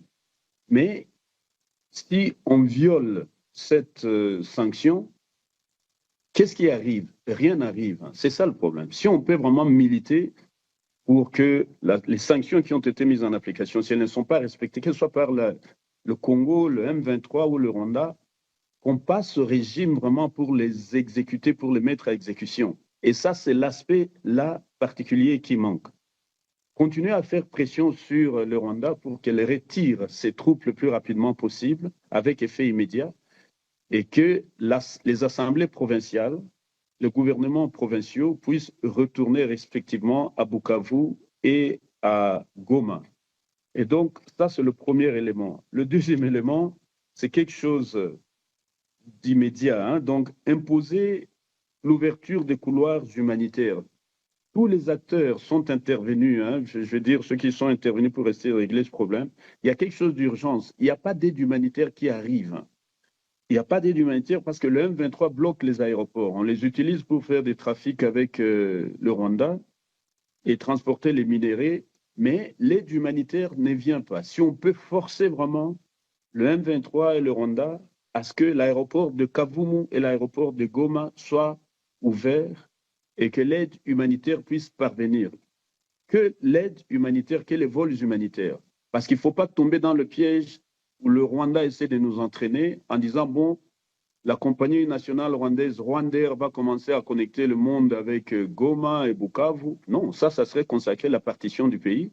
Et j'espère, je l'ai dit au gouvernement, qu'ils doivent aussi faire attention pour que Ethiopia Airlines, qui connectait Goma, Bukavu et Kinshasa, ne commence pas ces transactions avec un gouvernement illégitime, avec l'occupation. Ça serait vraiment légitimer la partition du pays, connecter Bukavu et Goma au monde au lieu de Kinshasa. Ça serait inacceptable, à mon humble avis.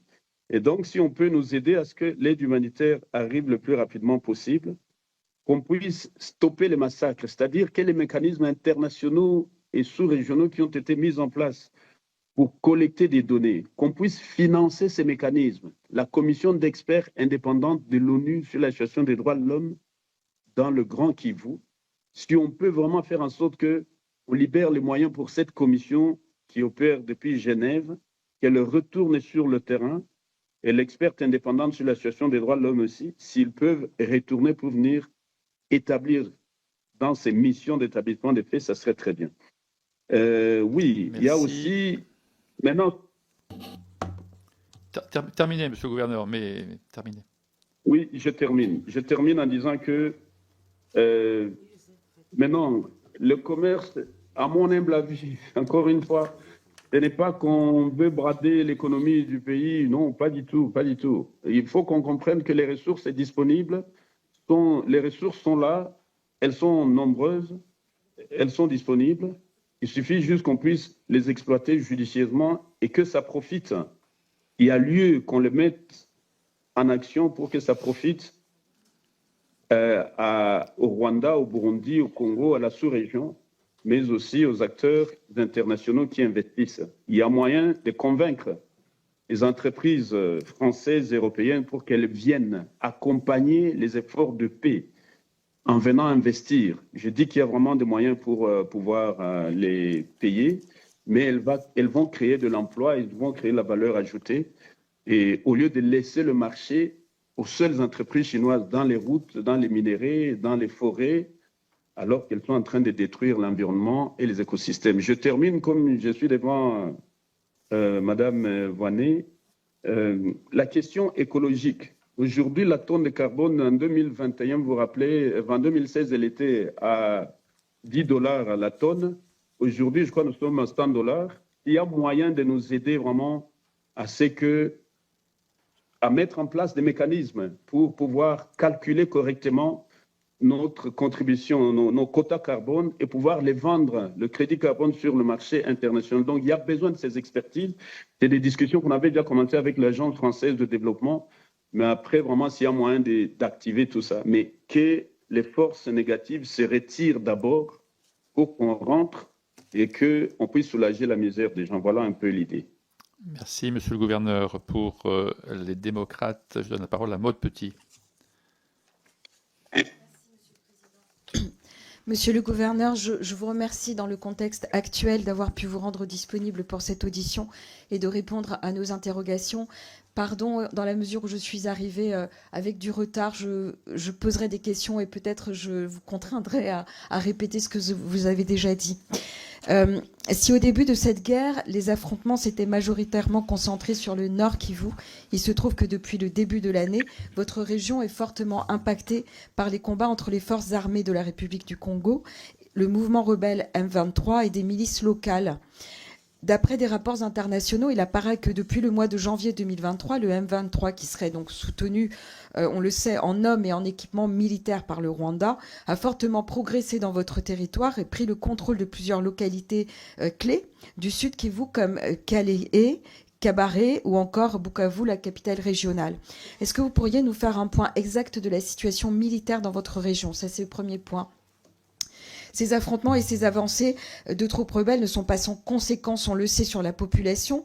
De nombreuses personnes et des vidéos et des photos en témoignent, qu'on m'a envoyées à plusieurs reprises, sont victimes d'exactions, de meurtres, de viols, de violences, de pillages. Certaines ONG présentes sur place font état du déplacement de plus d'1 million de personnes.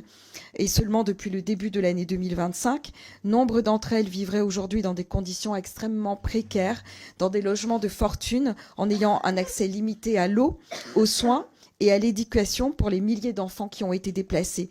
Monsieur le gouverneur, sur ce point précis, vous serait-il possible de nous donner un état des lieux de la situation humanitaire donc dans le Sud Kivu? Enfin, un dernier point. Face à cette situation, la seule lueur d'espoir, j'ai cru vous entendre en parler à mon arrivée, vient d'une reprise du dialogue entre les deux belligérants. Le président de la RDC et son homologue rwandais Paul Kagame se sont rencontrés le 18 mars dernier, ont appelé à un cessez-le-feu. Des pourparlers directs entre la RDC et les rebelles du M23 sont annoncés pour le 9 avril prochain à Doha, sous l'égide donc du Qatar. Monsieur le gouverneur, ma dernière question, êtes-vous confiant concernant ces futures négociations et pensez-vous qu'elles puissent amener une paix durable dans votre région et au sein de la République démocratique du Congo? Je vous remercie. Merci, Madame la députée, pour ces 4 questions. Monsieur le gouverneur, si vous voulez bien répondre.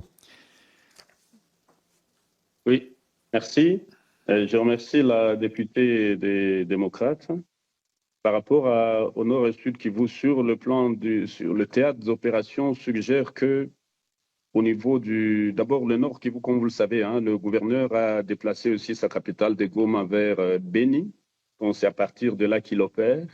Mais il est en train de se battre dans le territoire de Walikale. Walikale, c'est un territoire qui est à la limite avec le sud Kivu, mais qui connecte aussi vers Kisangani. Walikale, c'est la première réserve mondiale de la cassiterite de coltan. C'est la mine exploitée par la société américaine Alpha Mine. Et donc, d'où l'intérêt, bien sûr, du M23 de foncer vers cette direction et d'aller essayer de mettre la main sur cette mine. Comme je le disais tantôt, la progression de l'armée rwandaise et de M23 suit exactement la cartographie et le positionnement des sites miniers. Et donc, ils ramassent des Chinois, ils les imposent dans ces sites miniers qui sont en train de produire des lingots, de sortir des lingots d'or, la cassiterite, le coltan, le cuivre et le diamant. Et tout ça est embarqué dans des petits avions ou des gros avions, ça dépend de l'emplacement, pour le Rwanda. Aujourd'hui, au sud Kivu, le M23 ne s'est pas arrêté parce que, comme vous le savez, ils ont refusé de stopper les opérations en disant qu'ils quittent, parce qu'on leur a cité, enfin, on a cité des noms, des éléments du M23 et du Rwanda dans le rapport mapping. Immédiatement, quand le Rwanda aurait donné des instructions à leurs supplétifs du M23, ils se sont retirés des discussions. Et c'est comme ça qu'ils ne se sont pas arrêtés, ils progressent. Et donc, ils progressent. Ils sont actuellement à Walungu. Walungu, c'est une zone très riche en minerais. C'est là où se trouvent les sites miniers d'or de Tubimbi. Ils sont en train de progresser de Walungu vers Kamituga, Kamituga vers Mwenga. Et ça, ce sont les zones de Mwenga vers Fizi. Et c'est là où on trouve les zones minières de Twangiza Mining, Kamituga Mining, Lugushwa Mining et Namoya Mining, qui étaient exploités par la société canadienne Banro, qui a quitté depuis. Mais ce sont des sites miniers où il y a vraiment énormément de minéraux, à 97% de teneur selon nos dernières investigations. Nous espérons vivement que le cessez-le-feu va avoir lieu, qu'il sera respecté, parce qu'il a déjà été édicté. Mais encore une fois, on n'a pas un mécanisme pour dire si vous ne le respectez pas, voilà, nous imposons telle sanction. Il faut vraiment qu'on en arrive là, et c'est là où vraiment il y a lieu de se battre en tant qu'élu du peuple, convaincre l'Union européenne, le gouvernement français, qui vraiment joue un rôle déterminant dans ce processus. Nous sommes quand même un grand pays francophone, nous sommes le premier pays francophone du monde en termes du nombre de locuteurs français. il faut qu'on se mette ensemble, quoi. La souffrance est si terrible que nous avons plus de 2 100 000 personnes déplacées et réfugiées au Burundi essentiellement, et qui vivent dans des conditions exécrables, tout simplement parce que le M23 est dans une politique de dépeupler la population congolaise pour intégrer des nouvelles populations qui sont en train de venir du Rwanda massivement et les remplacer. Voilà pourquoi le Sud Kivu est un mouroir, c'est une prison à ciel ouvert. Et donc, ça, ce sont des éléments très importants. Nous espérons vraiment, il faut mettre pression aussi sur nos deux présidents, que ce soit le président Tshisekedi et que ce soit le président Kagame, pour qu'à Doha, au sortir de là-bas, que vraiment les forces se retirent d'abord. Vraiment, s'il y a moyen d'en arriver là, parce que c'est ça l'espoir, ça le message de la population, et que, voilà, qu'on fait un geste de solidarité un jour par rapport à l'hémicycle du Sud Kivu et du Nord Kivu, qui se retrouvent un peu en déplacement. Avant-hier, nous avons ouvert la session parlementaire à Uvira, mais bon, dans des conditions vraiment dantesques, parce que toutes les taxes sont maintenant occupées. Donc, 87% des taxes sont maintenant accaparées par les rebelles du M23, et la province n'a plus rien. Et comme vous savez, les frais de fonctionnement, les salaires et tout ça, c'est la province elle-même qui s'autofinance. Donc, nous sommes en situation difficile. S'il y a moyen de sensibiliser par rapport à ces questions, ça serait bien. Merci beaucoup. Merci, Monsieur le gouverneur. Le message est bien passé. Je propose maintenant, il nous reste une dizaine de minutes avant de conclure, de passer à une dernière séquence qui est des questions de députés qui se sont inscrits pour prendre la parole. Le format est différent, Monsieur le gouverneur. C'est 1 minute de questions, 1 minute de réponse. Et donc, à la mesure où on a déjà beaucoup dit de choses, d'essayer de développer que les questions sur lesquelles vous n'auriez pas encore été sollicité, mais on va changer un petit peu de rythme pour terminer dans les délais. La parole est à Mme Laurence Robert Dehaut. Madame la députée, c'est à vous. Merci, Monsieur le Président. Monsieur le gouverneur, c'est avec une très grande humilité que je m'adresse à vous en tant que député d'un État qui ferme des chaînes de télévision et qui empêche la principale opposante au pouvoir en place de se présenter aux élections présidentielles, tout en s'autorisant l'audace de donner des leçons de démocratie et des cours de droits de l'homme au monde entier. Ceci étant dit, j'aimerais vous interroger sur l'attitude qu'a eue le président Macron à l'occasion des récents rendez-vous diplomatiques. D'un côté, nous avons la déclaration finale du sommet de la francophonie de Villers-Cotterêts qui condamne toute intervention militaire étrangère non autorisée sur le territoire de la République démocratique du Congo. D'un autre côté, nous avons été très surpris, pour ne pas dire choqués, par les déclarations personnelles du président Macron, légitimement quasiment le statut des rebelles du M23, tout en condamnant à demi-mot l'implication rwandaise. Quel est votre ressenti sur la position et l'action de la France envers le régime rwandais? Je vous remercie. Merci pour votre question, même si la première partie est un peu en dehors de la question qui nous rassemble ce matin. Monsieur le gouverneur. Oui, merci, Madame la députée. Merci pour votre intervention. Je voulais juste dire ici qu'effectivement, il y a beaucoup de contradictions dans les dires des pas mal de dirigeants, particulièrement les Américains, quand ils nous parlent, ils sont vraiment francs, droit au but, ils vont droit au but, ils disent, bon, voilà, ce qui nous intéresse, les minéraux pour la paix, la sécurité, on fait comment, concrètement? Et donc, ce n'est pas nécessairement que de là que viendra la solution. Nous sommes de culture francophone. Nous avons été éduqués dans des universités francophones ou en français, ici ou en Europe, particulièrement en France, en Belgique. Et donc, le soutien, c'est-à-dire la parole de la France, passe avant toute autre chose. Et donc, l'action que la France pourrait mener passe avant toute autre chose. Et tout ce qui est en train de se passer entre les relations France-Afrique au niveau du Sahel, ainsi de suite, personnellement, nous, on n'est pas d'accord avec cette idéologie. On est d'accord pour que la France, qui est quand même une très, très grande démocratie, qui nous a éduqués, qui nous a fait avancer, qui nous a apporté beaucoup de personnalités, voilà, puisse jouer vraiment, pour être concret. Je termine, Monsieur le Président, je termine en disant que ça serait vraiment important que le président Macron et l'ensemble du gouvernement puissent passer de la parole aux actes. C'est-à-dire lorsque on dit, OK, Merci. Cessez-le-feu, nous prenons ça, qu'on puisse sanctionner directement si toute partie qui ne respecte pas les engagements. On trouve que vis-à-vis du Rwanda, il y a beaucoup d'allégeance, beaucoup de compréhension. Merci, Et merci ça, monsieur le gouverneur. Le message a été passé. Nous aurons cet après-midi le ministre des Affaires étrangères en commission et je pense que quelqu'un lui posera la question, sinon je le ferai moi-même. Merci monsieur le gouverneur. La parole est à madame Nadège Abomangoli sur 1 minute.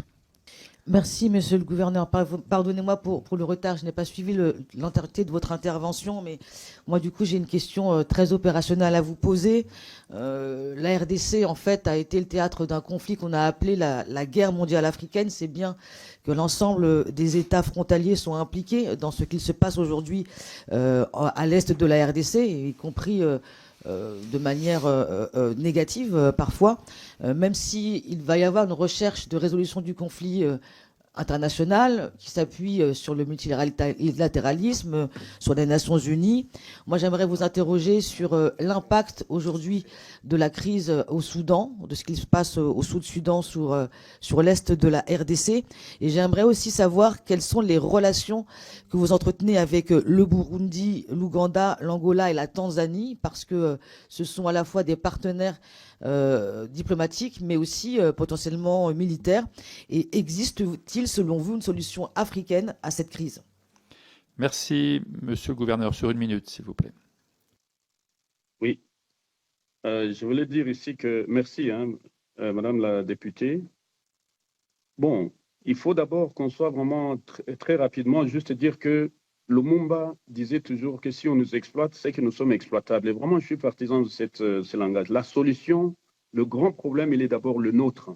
C'est vrai qu'on nous attaque, on nous occupe, ainsi de suite, on nous pille, mais nous devons aussi faire des efforts pour essayer d'assurer que les pratiques de bonne gouvernance dans la gestion de la chose publique, de transparence, de respect des droits de l'homme, l'intégration du genre, et des jeunes dans les mécanismes de prise de décision soient mises en application. Et ça, c'est un élément très, très important pour qu'on s'en sorte. Maintenant, les relations sous-régionales, effectivement, nous avons de bonnes relations avec le Burundi, qui a ses interventions militaires dans le pays, mais aussi l'Ouganda. Bien que le fils du président ougandais, le chef d'état-major de l'armée, le général Muhoozi, fait souvent des déclarations contradictoires par rapport à ce qu'ils sont en train de faire. Mais en tout cas, nous sommes ensemble. UPDF, l'armée ougandaise et les FARDC sont en train de lutter pour neutraliser les rebelles qui fracassent aussi bien l'Ouganda que le Congo. Maintenant, la Tanzanie, on a de très, très bonnes relations, et puis l'Angola aussi. Mais bon, encore une fois, il faut savoir que ces relations sont teintées des intérêts économiques des uns et des autres. À nous de savoir comment jouer, à vous de nous aider, s'il vous plaît, par rapport au manœuvrer dans tout. Merci, madame Christine Engrand, s'il vous plaît. Merci, monsieur le président. Monsieur le gouverneur, merci pour toutes ces informations. La situation donc du sud Kivu est plus que préoccupante et les incursions répétées des rebelles du M23, largement soutenues par le Rwanda, ont plongé la province dans une spirale de violence, provoquant des déplacements massifs de population et des exactions contre des civils. Vous nous avez parlé, monsieur le gouverneur, d'un deal gagnant-gagnant avec le Rwanda. Mais le conflit dure depuis plus de 30 ans. Alors êtes-vous confiant dans une résolution à court terme? Vous nous dites que le peuple veut la paix, et c'est tout à fait compréhensible. Mais cette paix est-elle réaliste? Vous nous parlez de techniciens qui doivent se parler. Mais est-ce que c'est possible avec les gouvernements en place? Et enfin, vous nous avez parlé d'un deal économique. Mais est-ce un mirage ou est-ce une réalité possible? Merci. Merci pour ces questions, monsieur le gouverneur. Merci beaucoup. Je voulais juste dire ici que la majorité des citoyens congolais, peut-être plus de 95%, et la majorité des citoyens rwandais, plus de 95% sûrement, veulent la paix et veulent vivre en paix. Et donc, on sait, nous qui vivons à l'Est, nous savons qu'on ne peut pas vivre sans ces gens, ils ne peuvent pas vivre sans nous. On est liés à vie. Et donc, oui, la paix est possible. Et donc, les négociations de la société civile rwandaise, burundaise, congolaise, ougandaise, ensemble, les organisations des femmes de ces pays-là, des jeunes de ces pays-là, peuvent s'y associer aux discussions, peuvent aider à faire la différence. Et nous croyons vraiment aux forces de la base pour pouvoir bousculer les agendas des grands en amenant la paix. Maintenant, La résolution est possible, hein, oui, absolument. Nous pensons que la résolution du conflit est possible. Il faut tout simplement qu'encore une fois qu'on dise au président Tshisekedi et au président Kagame, vous entrez dans cette salle, vous n'y sortez pas. Si d'ici 2 jours, hein, vous n'obtenez pas que les forces négatives se retirent et que l'administration soit réinstallée. Il suffit de faire pression sur ces êtres humains. Il faut faire pression sur le Rwanda. Quand même, soyons sérieux, l'intégrité territoriale du pays, voilà, il a été bafoué. Et qu'est-ce qu'on fait au fait? Est-ce qu'on peut tolérer? Vous avez vu comment le monde entier s'est ligué pour sortir Adolf Hitler de la France pendant 4 ans qu'ils ont occupé. C'est quand même le monde entier qui s'est ligué. L'Afrique, l'Europe. Mais pourquoi nous, on est aussi humains que vous? Le Congo est un pays comme les autres. Donc, essayons de faire un effort. Il y a la volonté, la détermination des grandes puissances de la France. On peut imposer à Kagame, sortez de là, il va sortir. On peut dire à Tshisekedi, écoute, discutez et terminez cette affaire pour que la paix revienne. Maintenant, oui, voilà, les business, c'est aussi possible. Je sais que c'est difficile de convaincre, mais ces gens se battent pour des minéraux. On peut en discuter pour les gérer correctement tous ensemble. Et voilà, et ça va amener la paix et le développement. Merci, Monsieur le Gouverneur. Il reste 3 intervenants. Je propose de les entendre et vous pouvez faire la conclusion de cette façon-là. Je donne la parole à Monsieur Thomas Porte. Alors, Hervé Berville dans l'ordre, Thomas Porte ensuite et Kevin Pfeffer pour terminer. Vas-y.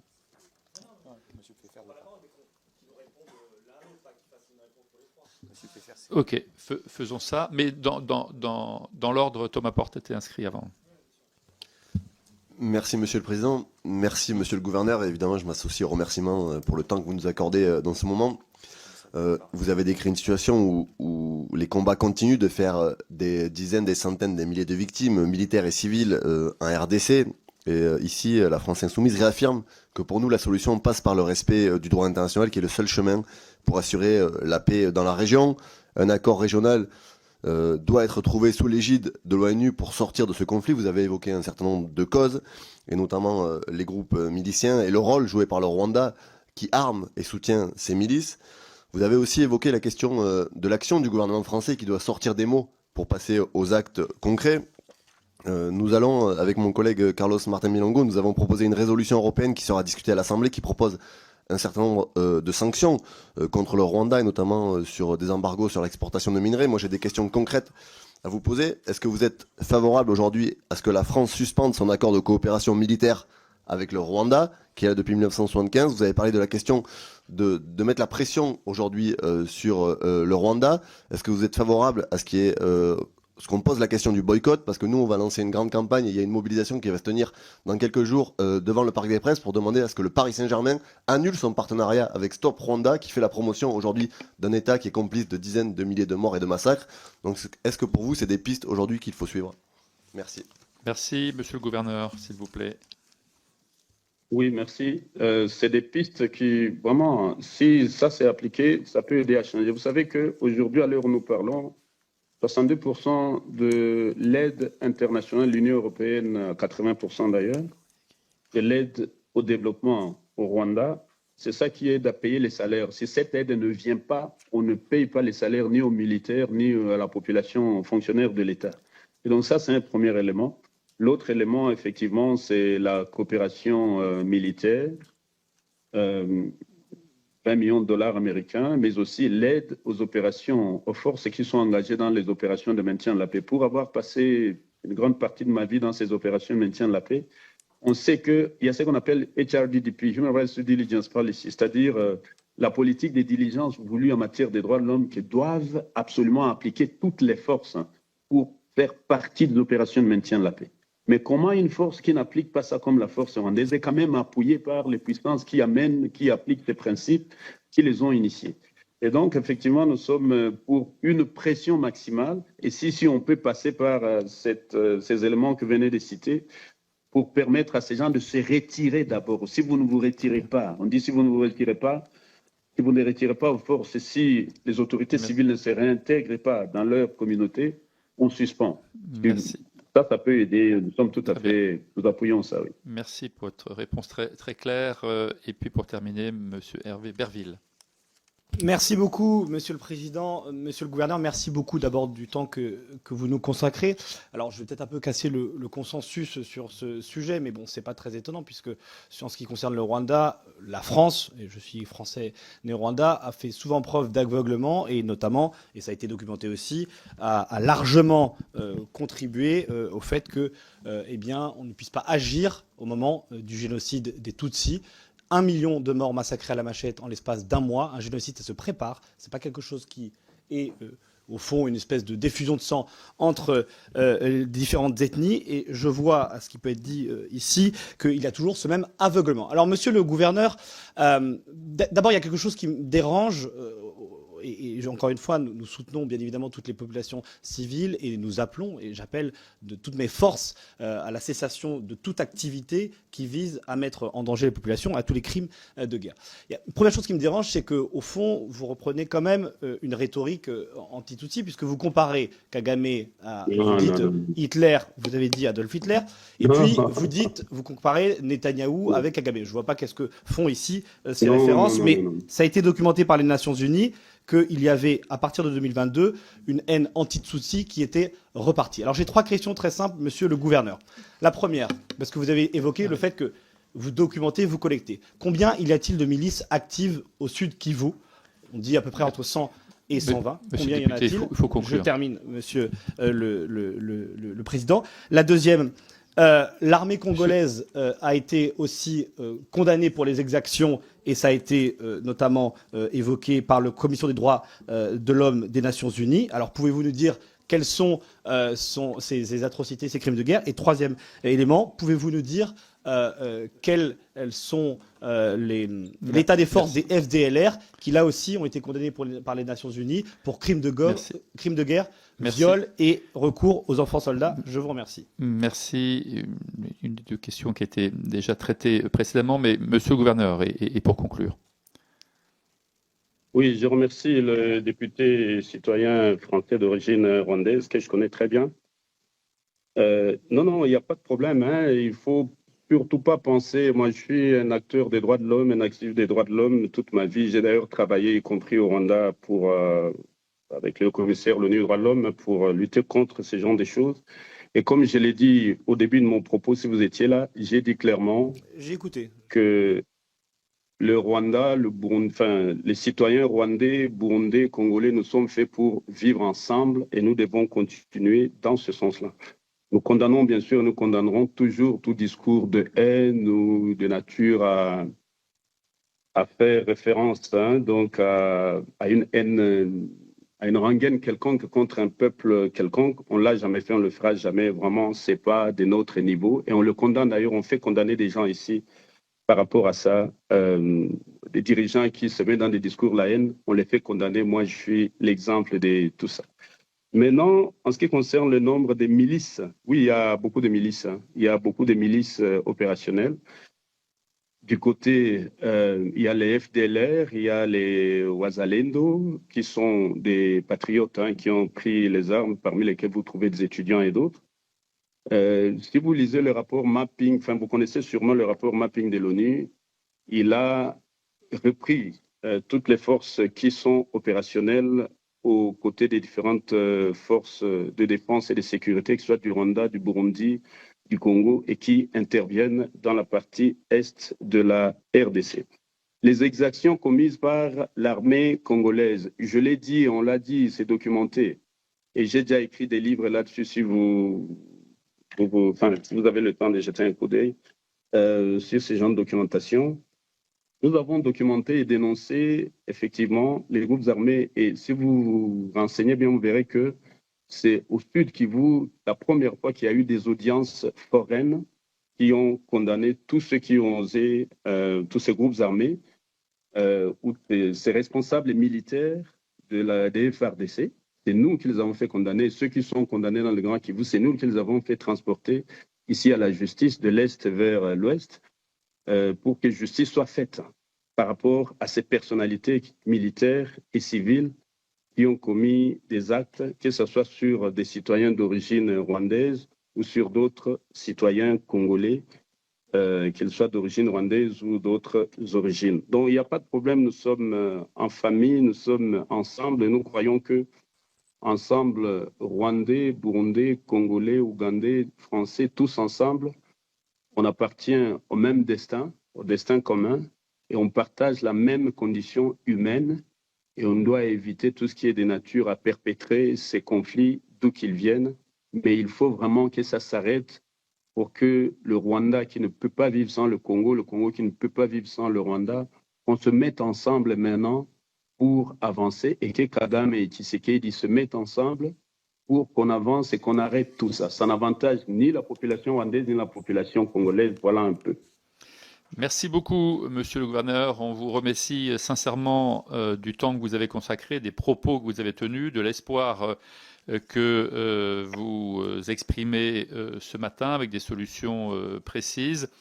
On retient également la nécessité absolue d'arrêter les massacres parce que la population souffre depuis tellement longtemps, la nécessité également de rétablir une aide humanitaire et puis la nécessité, lorsque l'on prononce des sanctions, de pouvoir les appliquer de façon à faire pression. Et vous venez de conclure là-dessus sur les deux chefs d'État notamment, et que la communauté internationale puisse arriver à permettre une résolution rapide de la situation avec tous les éléments positifs et constitutifs d'un nouvel ordre dans la région que vous avez exprimé avec beaucoup de passion et beaucoup de précision. Merci beaucoup, Monsieur le Gouverneur.